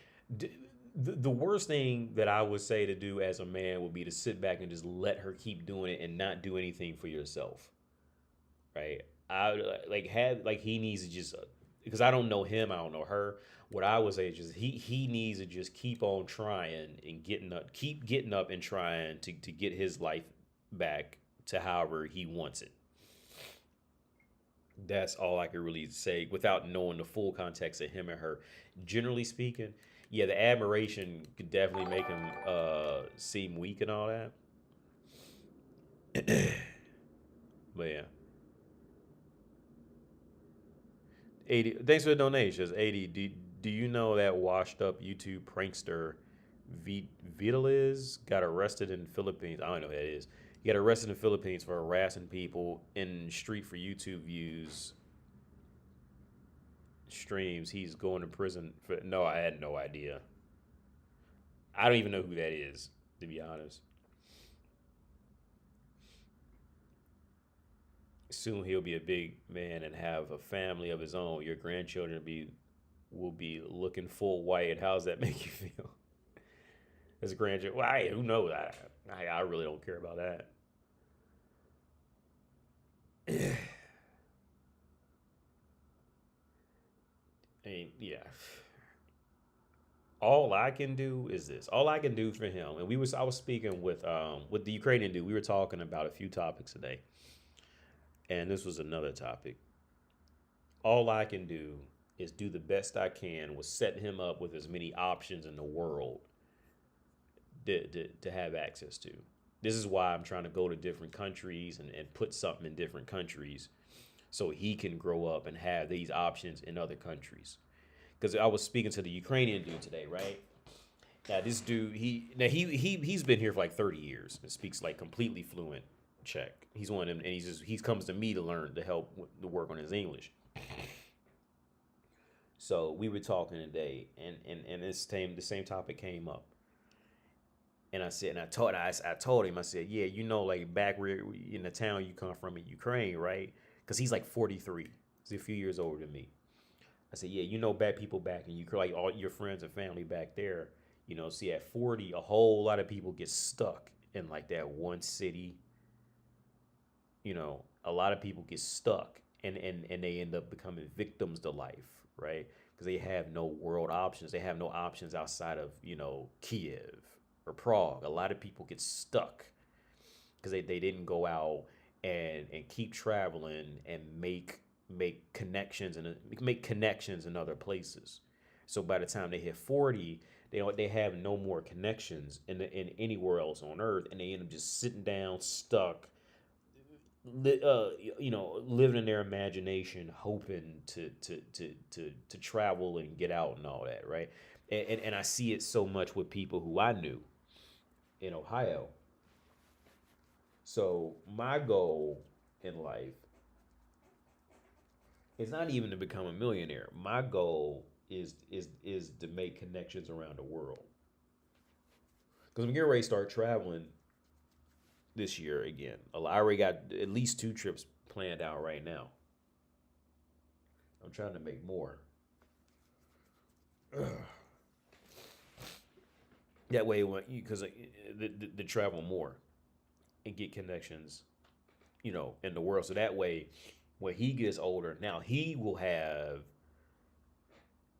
the mindset and connections to at least think in that way, right? Because the worst thing I want for my son is to end up like virtually everybody I know back in Ohio, and they sit down stuck in Ohio, and they too scared to leave, and they too scared to think out the box, and they too scared to try anything, right? Because they lived in that comfort zone of being in Ohio. They're not growing. So so you say when they come out, looking white. No, I really don't care about any of that, because the color thing, it's always going to be something in the world, whether it's the color or it's the attitude or it's the nationality, whatever. It's always going to be something, right? And the Ukrainian dude, we were talking about this, and because I asked him, I said, do they ever treat you different because you come from Ukraine? And he goes, yeah. He said flat. I remember right before I left him today, he said exactly what happened, because this is a real nice place where we working at, where he works at, and I go there to see him. It's a real nice place. Like working, like I said, these are all, everywhere I go is a corporate bank, or I'm working with an architect on Thursdays. It's this kid. I'll tell you about the kid. I'm really impressed by this. He's 24 years old. Czech kid. I'm extremely impressed by him. Anyway, I'll get back if somebody reminds me later, if I don't forget.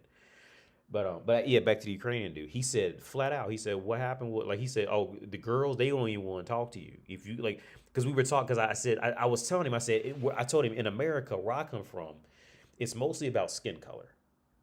How I grew up, it was mostly, we segregate strictly on skin color. So for me, I told him this at the table. I said, for me, it was so strange for me to come to Europe and see two white people segregate against each other based off of what country they were from. Because in America, we don't go, oh, I'm from New York, so I don't talk to anybody from Virginia, or I'm from Virginia, ugh, I don't talk to people from Ohio. You know, you would be almost crazy to even think like that in America. But Europe is so segregated, like it's pretty violent, and the world essentially is so segregated. It's like these are much deeper, fucking fucked up situations that nobody talks about in the world because everybody else in the world thinks that this is normal, and Americans think that being American in that way is normal. And I think this is the big confusion also with Americans versus at least 90% of the rest of the world is that because since nobody talks about these things, like Europeans think that this shit is normal,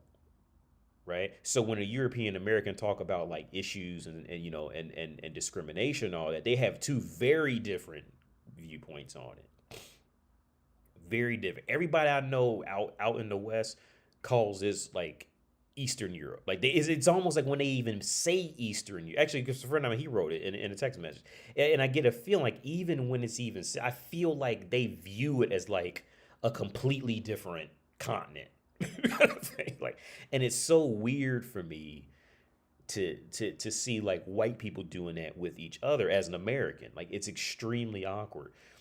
So he said, yeah, like over here, since he's Ukrainian, like the Czech girls. He said one Czech girl just flat out told him if he didn't work in there, she would have never talked to him because she would have just assumed he was like part of the mafia or something like that. And but get this though, and see, but this is how dense. And I don't mean this in a complete negative context, but this is how dense Europeans are, right? The Czechs, the Czech women will think they're better than a Ukrainian guy because they sound like they're in the mafia and all that. Now, if you literally travel 1 hour north or maybe 2 hours west, they will say the exact same thing about Czechs. Exact same thing. I tell a story all the time. Back when I got deported and I was going to Ukraine, I was telling everybody here, yeah, I got to go to Ukraine for a month. Every Czech person's response was, "Ugh, that's gonna be a different world. The education ain't that good, and they a little off, right?" Every Czech person said that. Oof, you know. When I went to Germany, when I would go to Germany, you just go hang out for a beer or something like that, right? Most Germans was, especially anybody younger than 40 in Germany, usually is going to speak English. Anybody younger than 40 that I came across is going to speak English. They said the exact same thing about Czech Republic. Because they would always ask me where I was living, and back then I was living in Česká Lípa. And they go, Česká Lípa, that's Czech Republic. I said, yeah, I live in Czech Republic. And they would go, oof. Because I hit that like weird middle ground of like, I'm cool because I have the accent and my passport is from a rich Western country, but my skin color represents like based off of media standards, poor countries, right? So like I fit this. I like an African American at worst will, and I hate to say this, will be kind of grouped into like Africans and how like Europeans tend to see Africans as like, poor and all this stuff like that, which most Africans I met were way better than me. Right? But that's media doing that, right? But at the best, it's like they feel like they can share more with me because I am from a rich country, but I know how to like, handle real topics because I guess maybe because technically I'm like lower in the hierarchy of it, right? So it's like I would get like much more honest conversations every time. Um, but yeah, I still find it weird. I still find it weird that whites can do that. And honestly, at this point, I find it just completely disgusting. Like, I find myself more annoyed, especially if I got to go somewhere where there's some women around, right? Being in Europe, because women and historically older guys, like the older men and young women are usually the two worst offenders of like colorism for real. And it's all fucked up. Like they're like I don't feel comfortable. I don't feel happy about my position. But younger women and older men are usually the two worst um, offenders who will generally look down on you or treat you like shit until they find out you're from a richer country. Then it's, oh, hey, hey, you want to come over for dinner? Hey, hey, buddy. I love Nike and Mickey Mouse and Disney World. Motherfuckers went from, what do you want? What? They literally go from, just go over here and sign it to passport. Oh no, they literally say passport. Get the passport. Hey, I speak English. Yeah, I was just, I was just tired. I didn't get a lot of sleep last night. Anyway, do you watch the Kardashians? Oh, you do? Would you like to come over for dinner? Would you like to have some coffee later, perhaps? Maybe a croissant? Do you speak French? And they will flip like that, right? And I think it's disgusting. It's not even it's funny, but I don't ever hang out with most. Like here's the thing: some black guys would come over here and love it. They would love being targeted as being because in America, like in America, it's much harder for black guys. So as an American, you come over here, it's very possible that a woman will just come after you strictly because you're black, right? Or strictly because you're black and from a rich country. So now that kind of makes you like double exotic, right? But for me, that ran out real fast for me. Now I do know other guys who lived off that for years and just had fun, right? I've seen and witnessed it. They love it. I got so tired of it. That's one reason why I liked Show Park so much because I didn't want to even deal with any of that, right? I didn't want to deal with it. I remember I was hanging out, and this is gonna sound fucked up. I was hanging out with an African. It was one African friend of mine, and he was getting married to a Czech girl, and he invited me over for dinner. And all his friends was coming, and they was all African, right? And we talked about these little fucked up situations like that. Like, I thoroughly asked him, like, do you feel like the world treats you worse because of your passport? And he immediately said yes, all of them immediately, not even hesitation. Like, yes, if my passport said this and that, I'd be treated better. I mean, and there was this the one big black dude. And we got to talking and I found out he was actually fucking my ex-wife. Now, the reason why that sounds more fucked up than it was because I literally married her to stay in the country and I never had sex. I very rarely even had sex with her. So, like, I wasn't even mad, right? So, when I say he was fucking my ex, but I never knew about him at the time. That was the first time I ever met him. I never knew, but we got to talking and we, like, linked up on it and we was just cool after, right? So, we all were talking about Show Park. And he is one of those guys who still gets off on he's still getting off on women targeting him because he's black in Europe. He's still getting on. Well, I think technically he was Portuguese, but he's African. All right, clearly, like there's no mistake. This motherfucker's not Portuguese, all right? Because there's a lot of Africans in Portugal.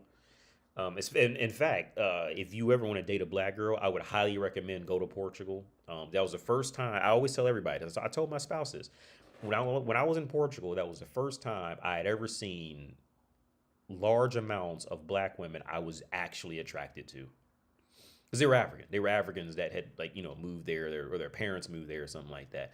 But they were in great shape. They were well kept.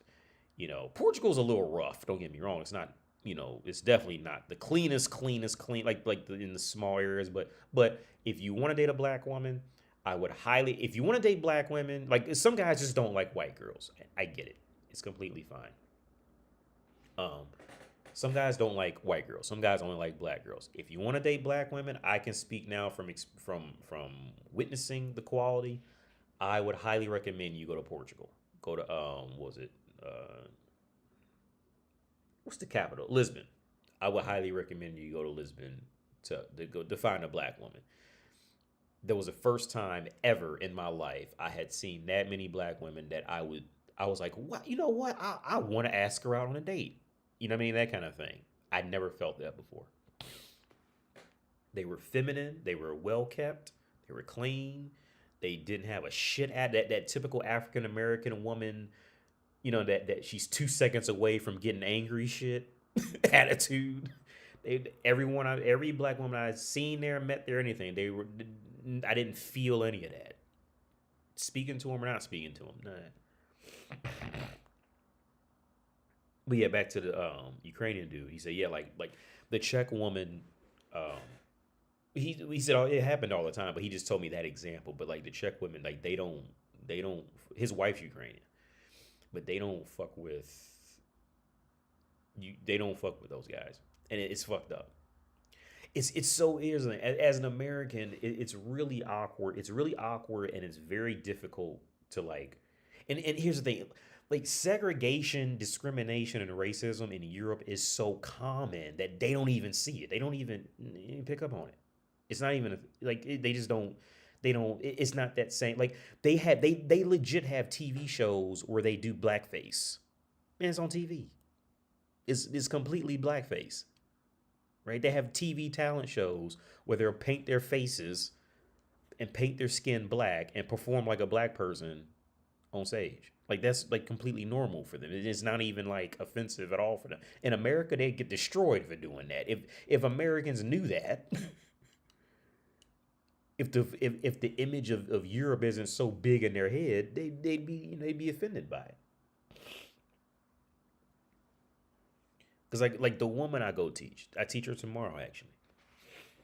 Because we were talking, and and she said some fucked up shit. It wasn't race, but it was fucked up. She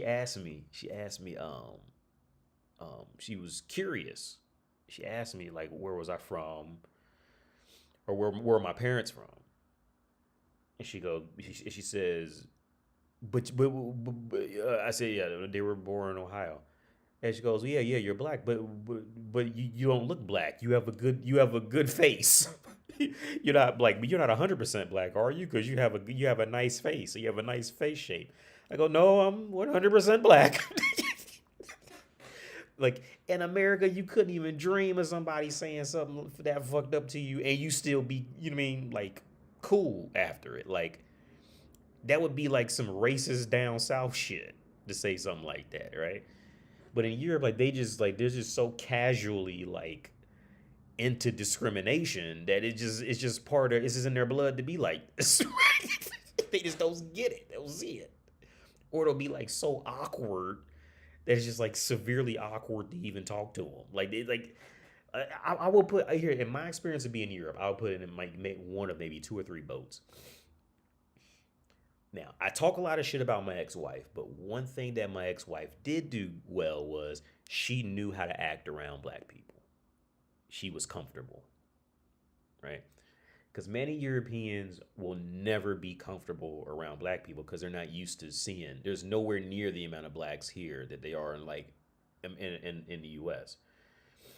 So like one area that my ex-wife did great at was she was comfortable around. I mean, she was completely comfortable around a black person. Like I never felt like I was the show for her or something like, or I was her pet, or I was her like Pokemon or some shit like that. Because a lot of them would treat you like a lot of them would treat you like you're their Pokemon, kind of thing, right? Or you're like an animal to them, like a wild animal or something. So one, you have people like my ex-wife, she or like my spouse now, like she's comfortable around, like she's completely comfortable around black people. Then I would say the other like 80% are just okay. I would say okay, my ex-wife and my spouse will make up roughly 10%. The next 80%, no, I would say probably the next 50% are just going to be severely awkward. Like they just don't because they have no experience around being around a brown person, black person, whatever. And they probably grew up with family members who were like, you know, didn't like brown or black people, so they just don't know how to just stand in the same room with you. Like you're literally a wild animal to them. They don't know. If they can't categorize you as a rapper or a basketball player, then it's like you must be from Africa and you're poor, so I'm better than you, kind of thing. Like this is the general direction it go. And these are things that Americans, they don't put this on TV when they selling Ferraris and shit. Right? They not putting this in F1 and all that. I know Lewis Hamilton got it. I know Lewis Hamilton got it either in the room or outside the room. He done been Lewis Hamilton and he got it. I know he got it.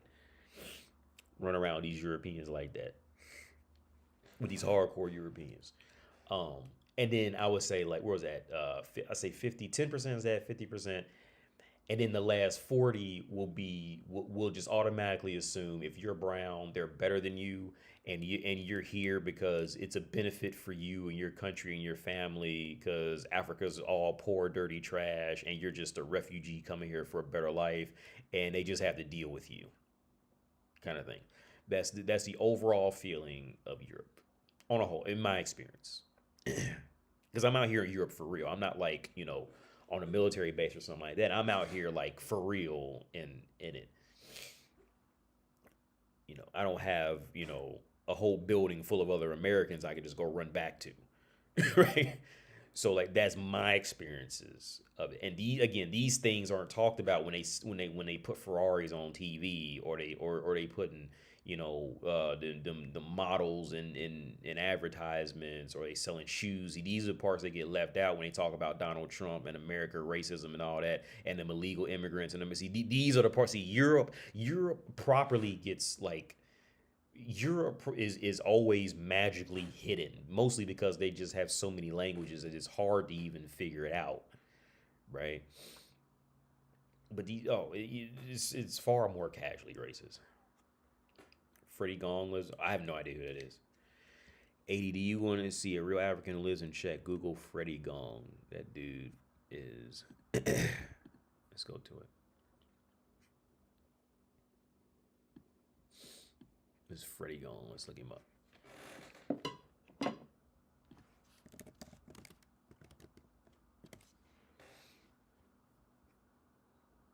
No. Uh-oh.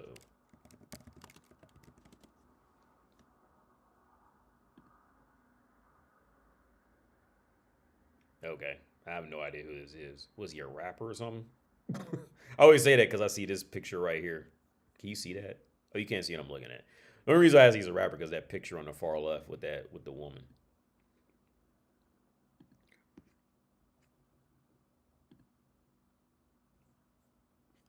I have no idea who this is. No, I don't know who that is. Black women are too masculine. I I would say before DM me, I would say well yeah, in America, yeah, definitely. Definitely. I would never date a black woman, an African American woman. It would be a very rare. I'm not gonna say never because I have had some black girlfriends in America, but because okay, either they're gonna get way too fat too early, have a bunch of kids, or have a shit attitude. It's like pick one. The very few the very few black women who manage to not gain a shitload of weight, um, and can manage to stay intelligent, and they go off to college. Those black girls are always the first ones gone. If she can be black and stay intelligent and not gain a bunch of weight and be well kept and become educated, those girls are the first ones gone every time. They don't stay on the market long at all. You have because there's so few of them. So every time. It's not. I remember there was a girl in high school. Her name was Jamie. I was crazy about Jamie too in high school. She was a black girl. I mean, she came from one of them good families, right?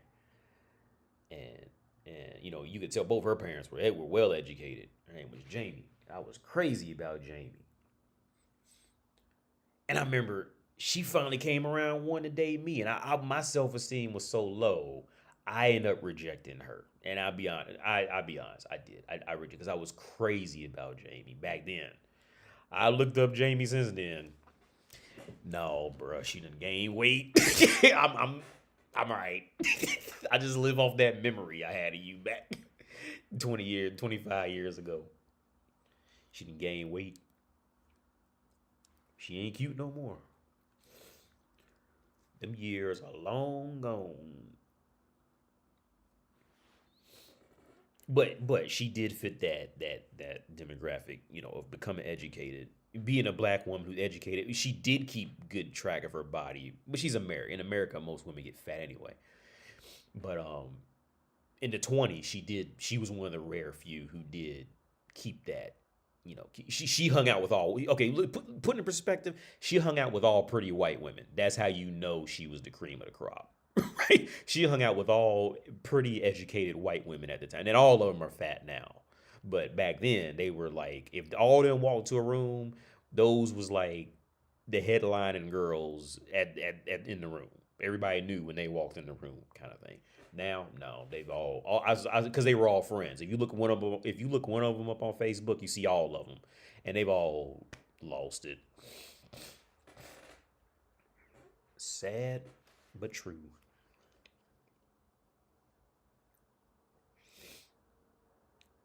Hey, Dave, what's your take when a woman say a man is too nice? Oh, he's done. If a man's too nice, he's done.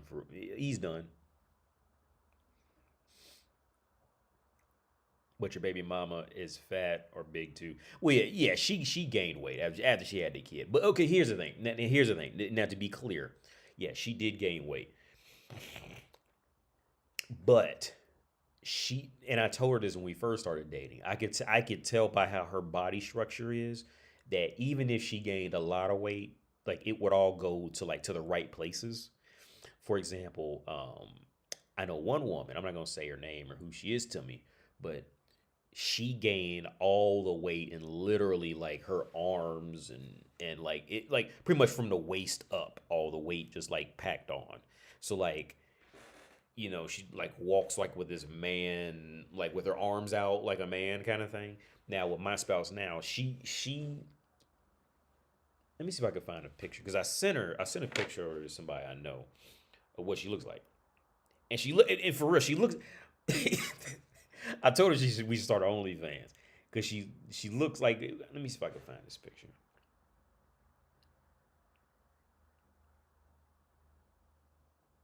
So I don't know how to work this WhatsApp thing that well. I never show pictures of her. Here's my son. Oh wait, you can't see it. Fuck. So I can find a picture and then I could probably screenshot it and then zoom in, so it'll take up. Here, maybe I can. Okay, so maybe if I screenshot it and then crop it and zoom in, because it's in this library in WhatsApp, and I don't know how to like just get the picture out because I'm really bad with this. Yeah, that's good.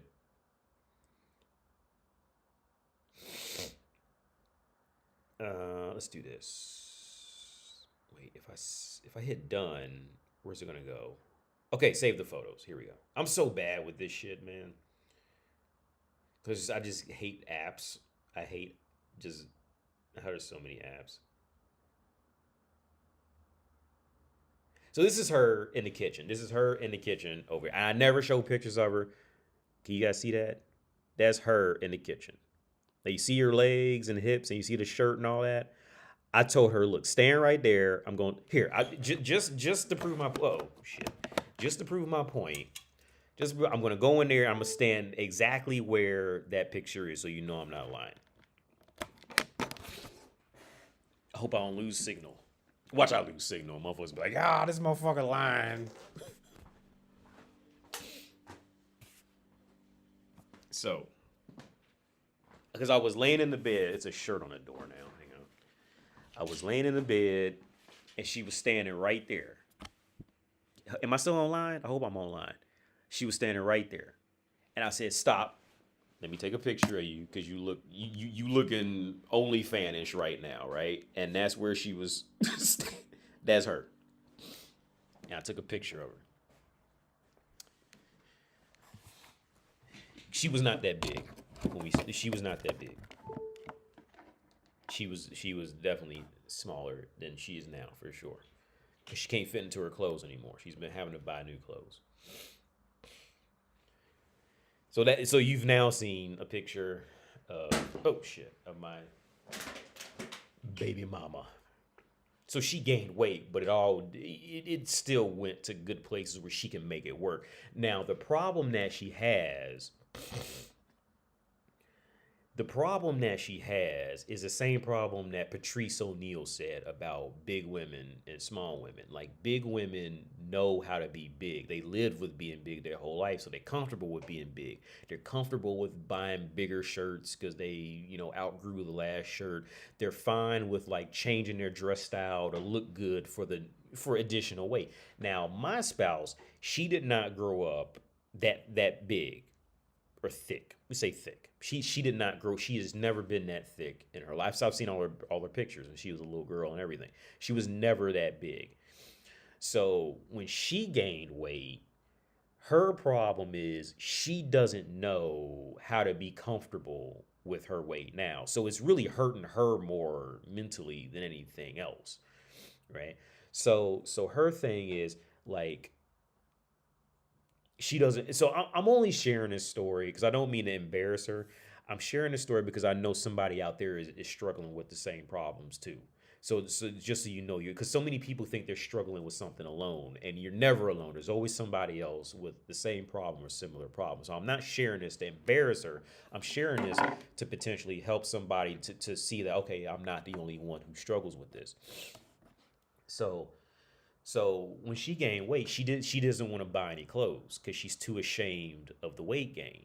Because she thinks in her head like I'm not going to buy clothes, so I'm just going to go out there and work out and lose the weight, right? And she's kind of living stuck in this loop of not buying any new clothes. She'd rather go take something of mine that just stretches or something, and she doesn't want. Or if I just buy her a dress, she'll wear it, but she doesn't like I can't like she doesn't even want to tell me the size of clothes that she wears, right? Because she's so ashamed of gaining the weight. Now you've seen the picture of her. That picture was I don't know maybe 6 months ago. I don't know. Let me look at the date. Can I even? I don't know if I can even find the date of the picture. This information is now going to be the screen. Yeah, that's a screenshot of right now. Let me see if I can find the date. Oh shit! I don't know if I can because, but the fact that she's dressed in warm like that, it wasn't like cold. So this wasn't very long ago. Let me see, because the other pictures, yeah, no, wait, because I could do the math on. Hang on, because I could look at the other pictures around it. Yeah. No, this wasn't even 6 months ago because this is when I was reading that other book. Yeah. So this wasn't even 6 months ago.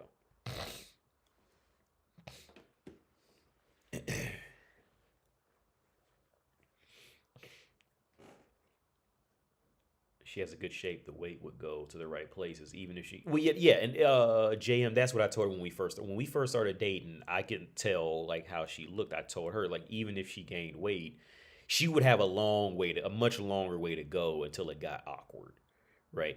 Now, a friend of mine, his wife, she did hit the awkward, like. Cause I remember the friend of mine who I've known since she was like 16. I've seen pictures on Facebook now, and you're like her weight like went to all in her shoulder. Now she's not like fat at all, but even just like the slightest bit of weight gain just like went all into her upper arms and shoulders, and it looks a lot worse than it really is. Because then every woman's gonna want to wear skin tight shit, and that just makes it even worse. Because now we can really see the shape going in the wrong direction. But like she had the bad look of biology. Because I remember her when she was 16. She always looked like a model from my first memories of her to when I remember when she started driving. She drove this Jetta. I remember her all, and she always was like the model. Like everybody had to stare at her. She was always nice. She was always real cool. Like I said, I've known her for, I don't know, at least, I've been over here 8 years. So I've known her for probably 15, 16 years minimum.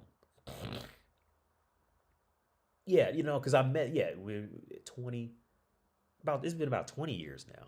But like I said, she's had the bad luck of biology where the weight just went on. Now, when I met I told her, like, literally when we started dating, I could see it that she would have a long way to go before she would just, like, be completely fucked up. You know what I mean? Like, you know what I mean? Like, before it's just it's just, she has a good luck with biology.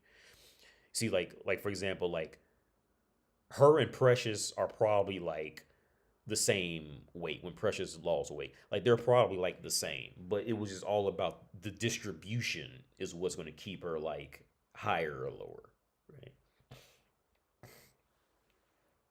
What's up, Jen? Just cut out the carbs and vegetables. Yeah, yeah. Dude, we had these talks. I could, yeah, eat more animal based and real fat from animal. You can have fruits, sweet crabs. You will never get fit. That, dude, we have these talks. So now I don't even buy any more candy. I don't even keep candy in here. Let me read that. Let me get this last thought because I want to reply to Jen. We had these talks. I don't even keep candy. I keep mostly fruit. I keep dried fruits just in case, just to have some, side bowl because it's like sweetened, so it's not like the best, but it's still better than just straight candy, right? So I usually so because I get dried pineapples, dried cranberries, dried bananas, dried papaya. Those are my main dried my main sweets. I don't keep chocolate anymore. I used to always keep chocolate. I quit touching all that stuff. I usually don't eat much bread, but she always eats pastas and breads. She doesn't eat a lot of protein.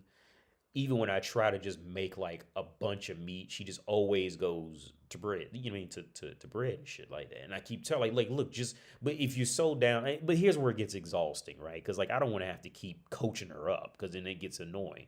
Like, and this is why I started off earlier in the stream. It's like, look, if you see somebody with the life you want, just get off your high horse and mimic whatever the fuck they're doing. If you want that, right? She sees how I eat, right? I don't eat birthday cake. I don't eat cakes anymore. Like none of that shit. And even before, like I was always in good shape, but I always kept it within a good, limit of whatever I was doing. And so what I also try to tell her is this: is is I think where people when people have weight problems, I think where they go wrong is measuring it by the day. When I had to regulate my weight, right? Well, I knew it came to that point. I was in college. And I came, and this is when I was like really into the magazines to like better myself. I was really into like Ask Men, the website Ask Men. Let me show you. This website was the website that where I was the foundation for my development as a man, where I learned how to dress, things I like, things I didn't like. This website was the website that I used 15, 20 years ago. A few of them got shut down. I think like the manliness or some, I think the man. No, that was like one of them pages. A lot of these websites just flat out like they just didn't make the cut. Ask Men is still around, but this was a site that helped me. This was the foundation of my development when I was in my 20s of learning, okay, what to do. I mean, did I like this? I not like that. How to dress? What cologne should I wear? This site was my foundation in college. As far as I could tell, I would still recommend it. I haven't been here forever because I've already graduated out of that. But I knew back then that I was short. So out of everything I could see and notice about life, the conclusions that I came to was I was short and I was bald. So I was thinking, well, okay, how can I make this work, right?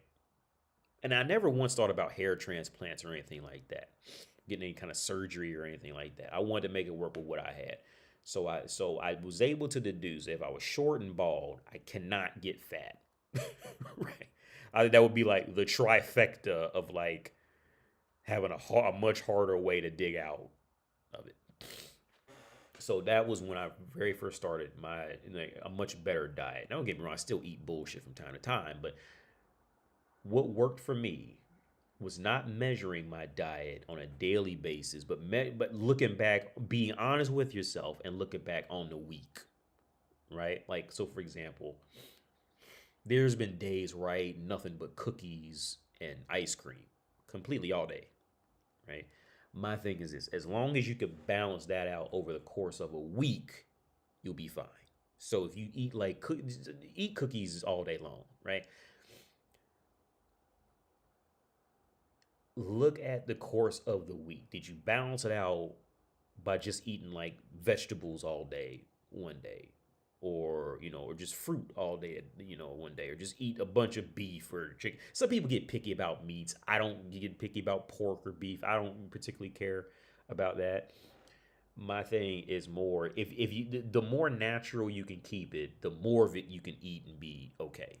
It's when you start eating processed food, like highly processed, because all food's processed on some level, technically speaking, on a scientific level. But the higher processed food, once you start eating like candy bars, this kind of stuff that's like completely made and wrapped up in one thing, and then these kind of once you start eating too much of that, that's when you've really got to limit what you're doing over the course of a week, right?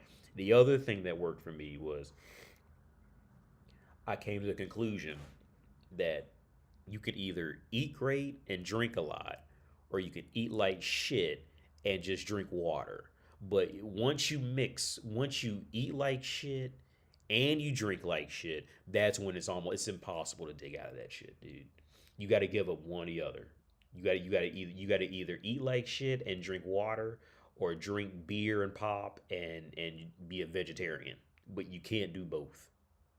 You can't alcohol and soda, only that, and have a great diet, or have a shit diet and only drink water. But you got to pick one or the other. You can't do both. You can't go get a Happy Meal with Hawaiian Punch, Coca Cola. You you just hitting it from both sides, and you will not make it out of that.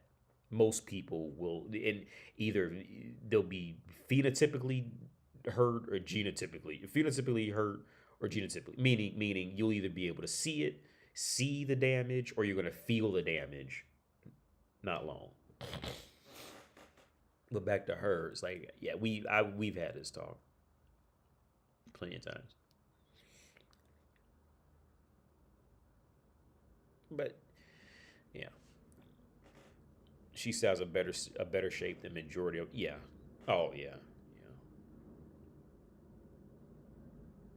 But then, like anything, she'll have times where she puts on something and it does not look good on her. I feel like I'm Ron Burgundy now. But I remember one time, like, because we moved so much furniture around, but her closet used to her wardrobe used to be in here, and if you watching, you remember this. There's because I had to meet somebody from YouTube on here, and this was literally the day we did it.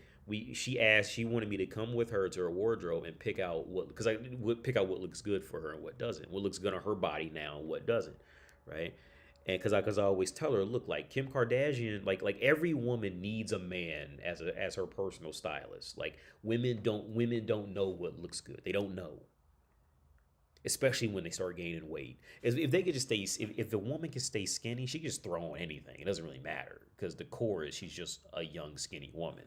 And that's where a lot of women get spoiled into fucking up severely later on in life. A lot of women, as long as she's 23 and just skinny, she can put on anything. It doesn't matter. It can be baggies. It doesn't matter, because there's a healthy, clean woman underneath it. But once they start gaining weight, now they actually got to put effort in, right?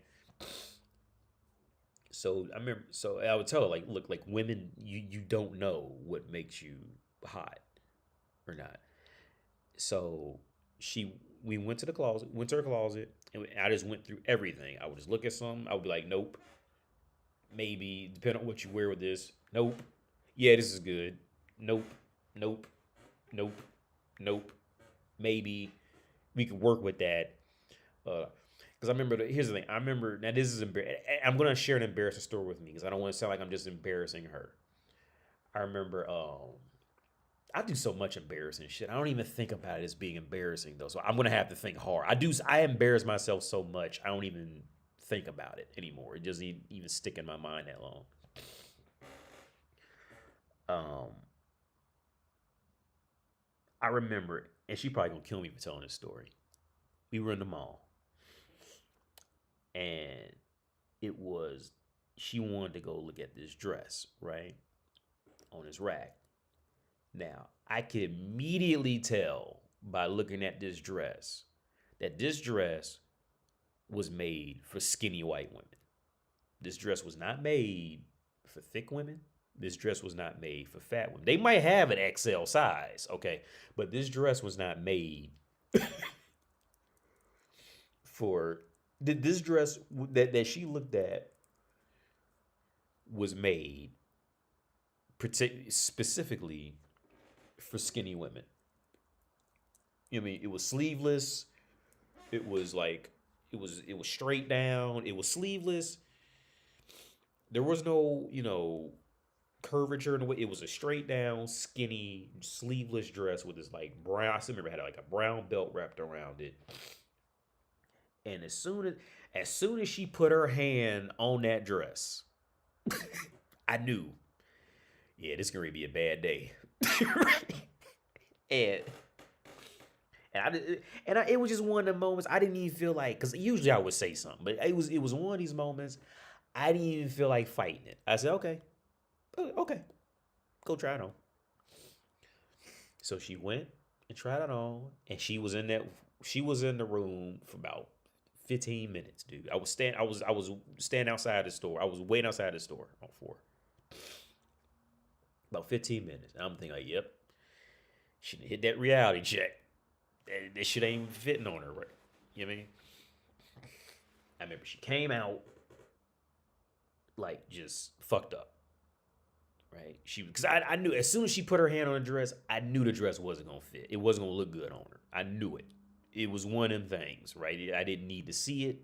I ain't had to no measure. I didn't need what you call that shit? The measuring tape. I ain't need any of that. You could look at it and tell no. But she had to see it, right? Because if I say it, she's gonna be mad at me for the rest of the day. So she got to go in there and see it, right?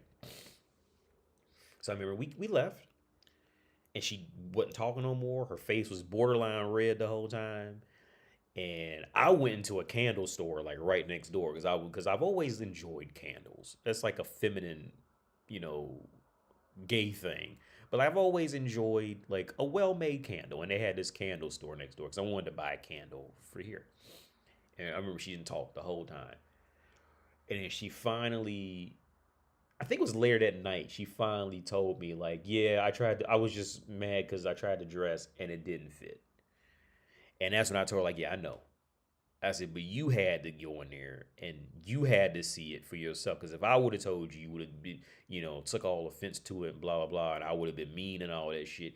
You had to go in there and come to that conclusion that, yeah, you ain't built like that. You don't have a bad build, but you ain't built like, and see, and that's why every woman really needs a style. And I really want to make an app. If one of these days I'm gonna make the app called, I don't know, called like am I fuckable or not, some shit like that, right? Where and I'm going to intentionally go after porn addicts. It's gonna be like a social media based app. So what, somebody gonna steal this idea too, and I'm gonna name it like am I fuckable, where women just go on there and they post pictures of themselves like am I fuckable in this dress, right? And the porn addicts, they already be on the internet anyway. They just go click yes or no, right? And they're gonna see the percentage of are they hot or not in this dress, pants, shirt, whatever, right? Every woman, because women, the majority of women live in a completely delusional land, right? And I told her, so we had this conversation later. I said, like, see, the sad part is, see, when you was 20, when she was 20, She could walk past any store in the mall and see a mannequin wearing something and be like, that's cute. I'm gonna wear that, right? Because I'm gonna look good in that. Because I'm 20 and skinny, right? And you may not look exactly like the mannequin, but you're gonna look all right? See, no, you done gained some weight and all that. See, now you facing them thick black women problems. Like you can't just go put on some anything you want. It ain't gonna work. But for that solid decade, she could do that. See, that's the norm for her. She was never used to being told no. She was never used to saying, yeah, that doesn't fit you. You see what I'm saying? She was never used to hearing that. So that's why when we went to go that first example with the dress, it was world destroying. She's not used to that, to ever coming across it. It's not that it's mean or anything. You see, it's not the men is not the problem. It's the woman. It's accountability. It's seeing shit for what it really is. That's the every woman needs a male stylist. Every woman. The only reason women become hot is because men are directing them. Most.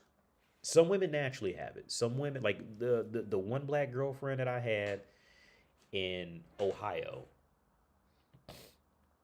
the one black girlfriend I had in Ohio, she was one of those girls who naturally she woke up beautiful. Okay, she didn't need makeup. She she woke up what women go and stare in the mirror for an hour to look like. That's how she woke up looking. I know because I woke up next to her. Her sisters didn't have it like that. They needed makeup, right? Most women, majority of women are chasing that. What the girlfriend I had, most women see by the time they all got to run to Sephora and all this shit like that, they're chasing. Like 90% of attractive women out there are really chasing what the 10% actually look like. They wake up looking like that. It's just the reality of it.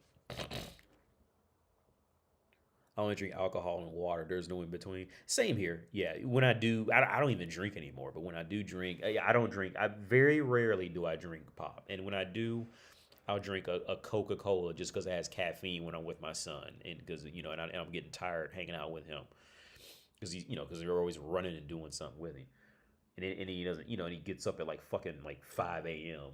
and then comes and opens your eyes, just pulls your eye open. So you don't get any sleep.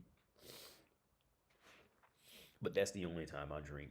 I mean, I'm sure there's probably an occasion, a rare occasion here or there, but yeah, I don't touch sodas, juices, unless I make the juice. I don't touch juices, none of that. Strictly water. Or I make a smoothie, like I put fruit in a blender, fruit vegetables in a blender, and make a smoothie, something like that. In the U.S., there's a big epidemic of women wearing bubble skirts. What's a bubble skirt? Let's look that up.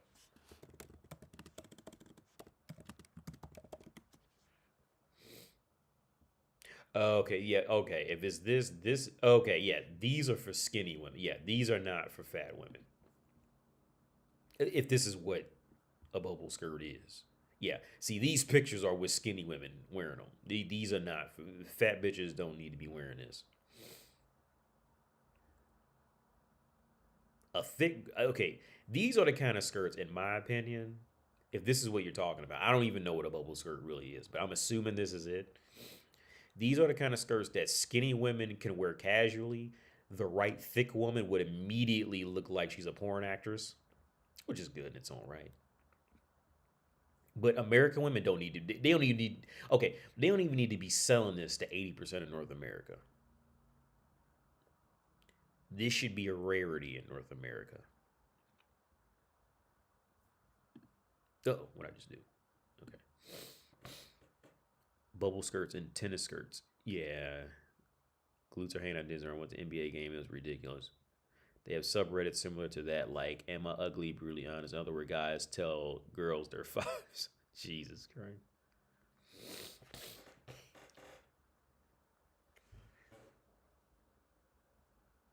Yeah, and the thing about being in Prague is, see, and the reason why I know why it bothers my spouse so much as she gained weight is because walking around Czech Republic on a whole, not just Prague, just walking around Czech Republic on a whole, like you're always, you're always less than a minute from seeing a woman that looks like a model, right? Like it's a far more common occurrence in Czech Republic. Like you are, I mean, there's some fucked up looking people here too, but anywhere throughout Czech Republic, you are always at max 3 minutes away from seeing another girl who looks like she could be a model, like a woman who could fit in on this page, kind of thing.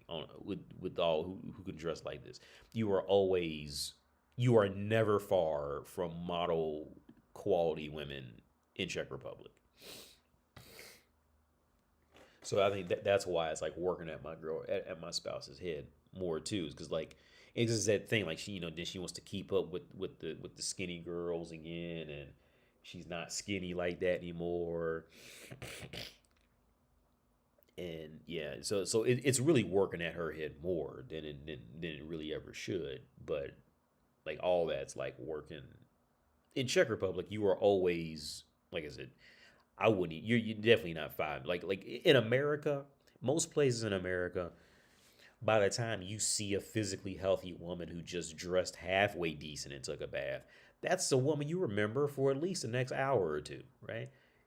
In Czech Republic, is that's very normal, extremely normal. Every time, every there has not been one time I have gone outside and I have not seen a woman that looks like a model living out here. Okay, and I'm pretty sure anybody can agree with me on, I'd say, most of continental Europe as a whole. You could probably say this a very similar situation. And as that's a plus about living over here. You're never too far away from women who could legitimately be in a magazine. Like it's just normal. You're never far away from it.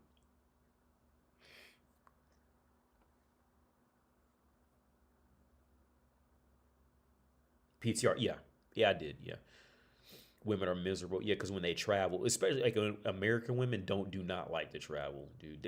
They try to say they do because they think that's going to trigger a man who travels to be interested in them. American women don't like to travel, not at all.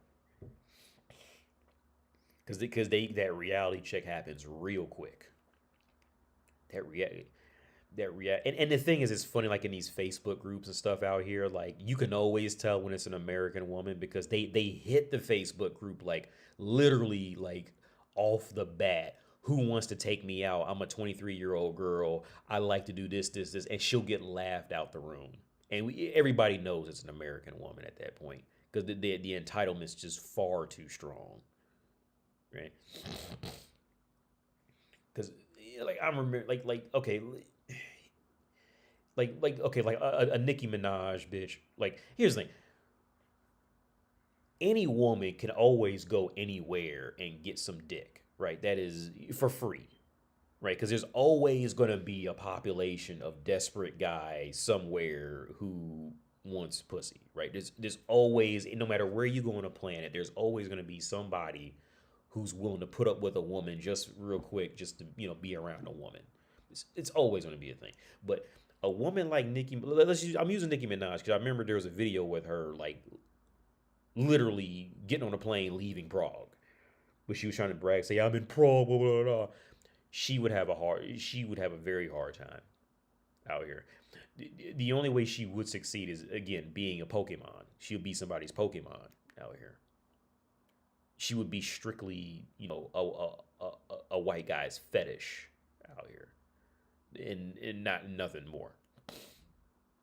That's how it works out here. Especially, like I said, African American women. No, no. African women have a better chance because okay, and the reason why I say that is because when these American women travel, see, American women forget that most other women in other countries, especially when you talk about Europe, most women in Europe can usually speak at minimum two languages because they're just so close to other countries, right? Maybe not so much for South America, but once you cross the seas, once you go legitimately overseas, most of these women can speak at least two different languages. On top of that, they'll be skinny and, fit in shape, do their makeup better, do their hair better, walk with elegance better than them. And see, these American women, they're completely just like not even in the same league of like a basic 20-year-old girl working at a fruit stand. They literally can compete with that. So whenever you hear these, I remember I covered a video a long time ago. It was an article about this black girl. She was saying that she had that she was going to France or something like that because she found some fool in America to pay for her ticket to essentially send her to France. You could like it came out in an article. She found some American fool to like pay for her ticket to go to France and tried to show off that she was in France. That black girl wouldn't stand a chance in France. That's why she went back to America. Black girl, the American women don't stand a chance out. They just don't. There was one girl who I had to remember. Now she would. Her name, I say her first name. Her name was Nicole, and we were hanging out when I first came here. She was American, and she was one of them almost poshy kind of Americans. Her name was Nicole. I won't say her last name because it is specific. And Nicole was pretty, not pretty in the sense of like Taylor Swift pretty, but pretty in the sense of like Vita Guerrera pretty when she was hot.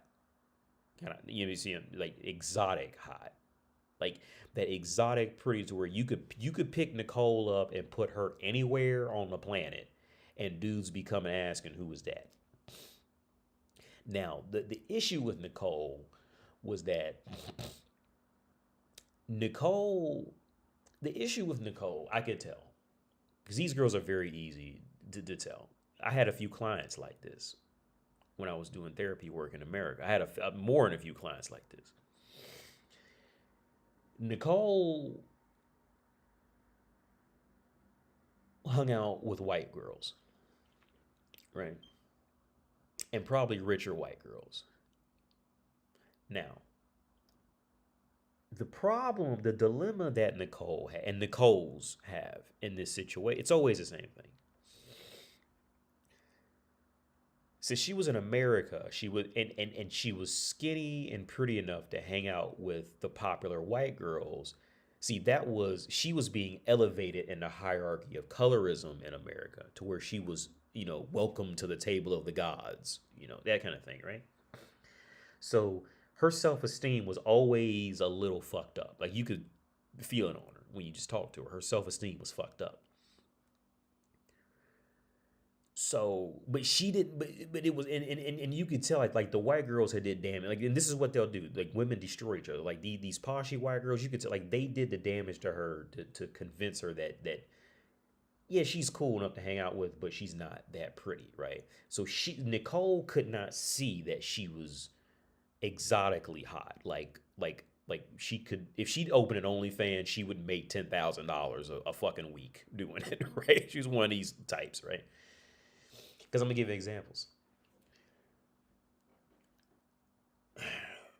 Every time we would go out, every time, it'd be a bunch of us. We would all go out.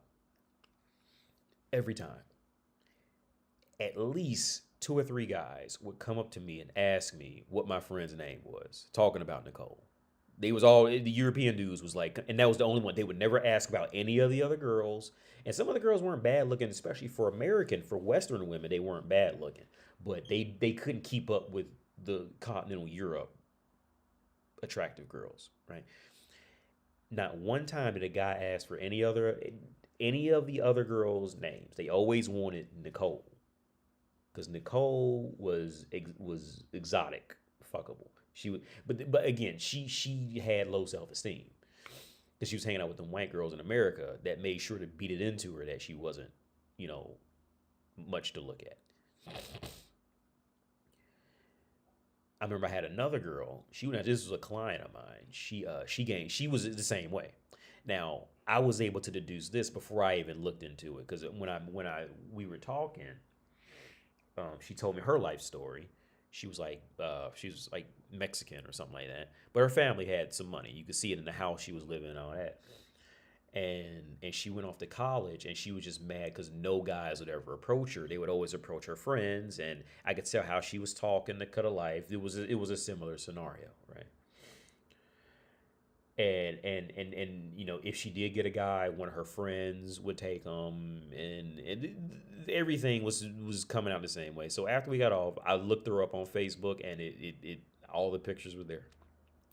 She was skinny, hot, light brown skinned girl with white dyed teeth and nice sized tits and all that, and all her friends were the white poshy cheerleader girls that them types, right? And but she was skinny, but she ended up gaining weight, and and the weight gain destroyed her completely. And she went back home, and she would never even leave the house.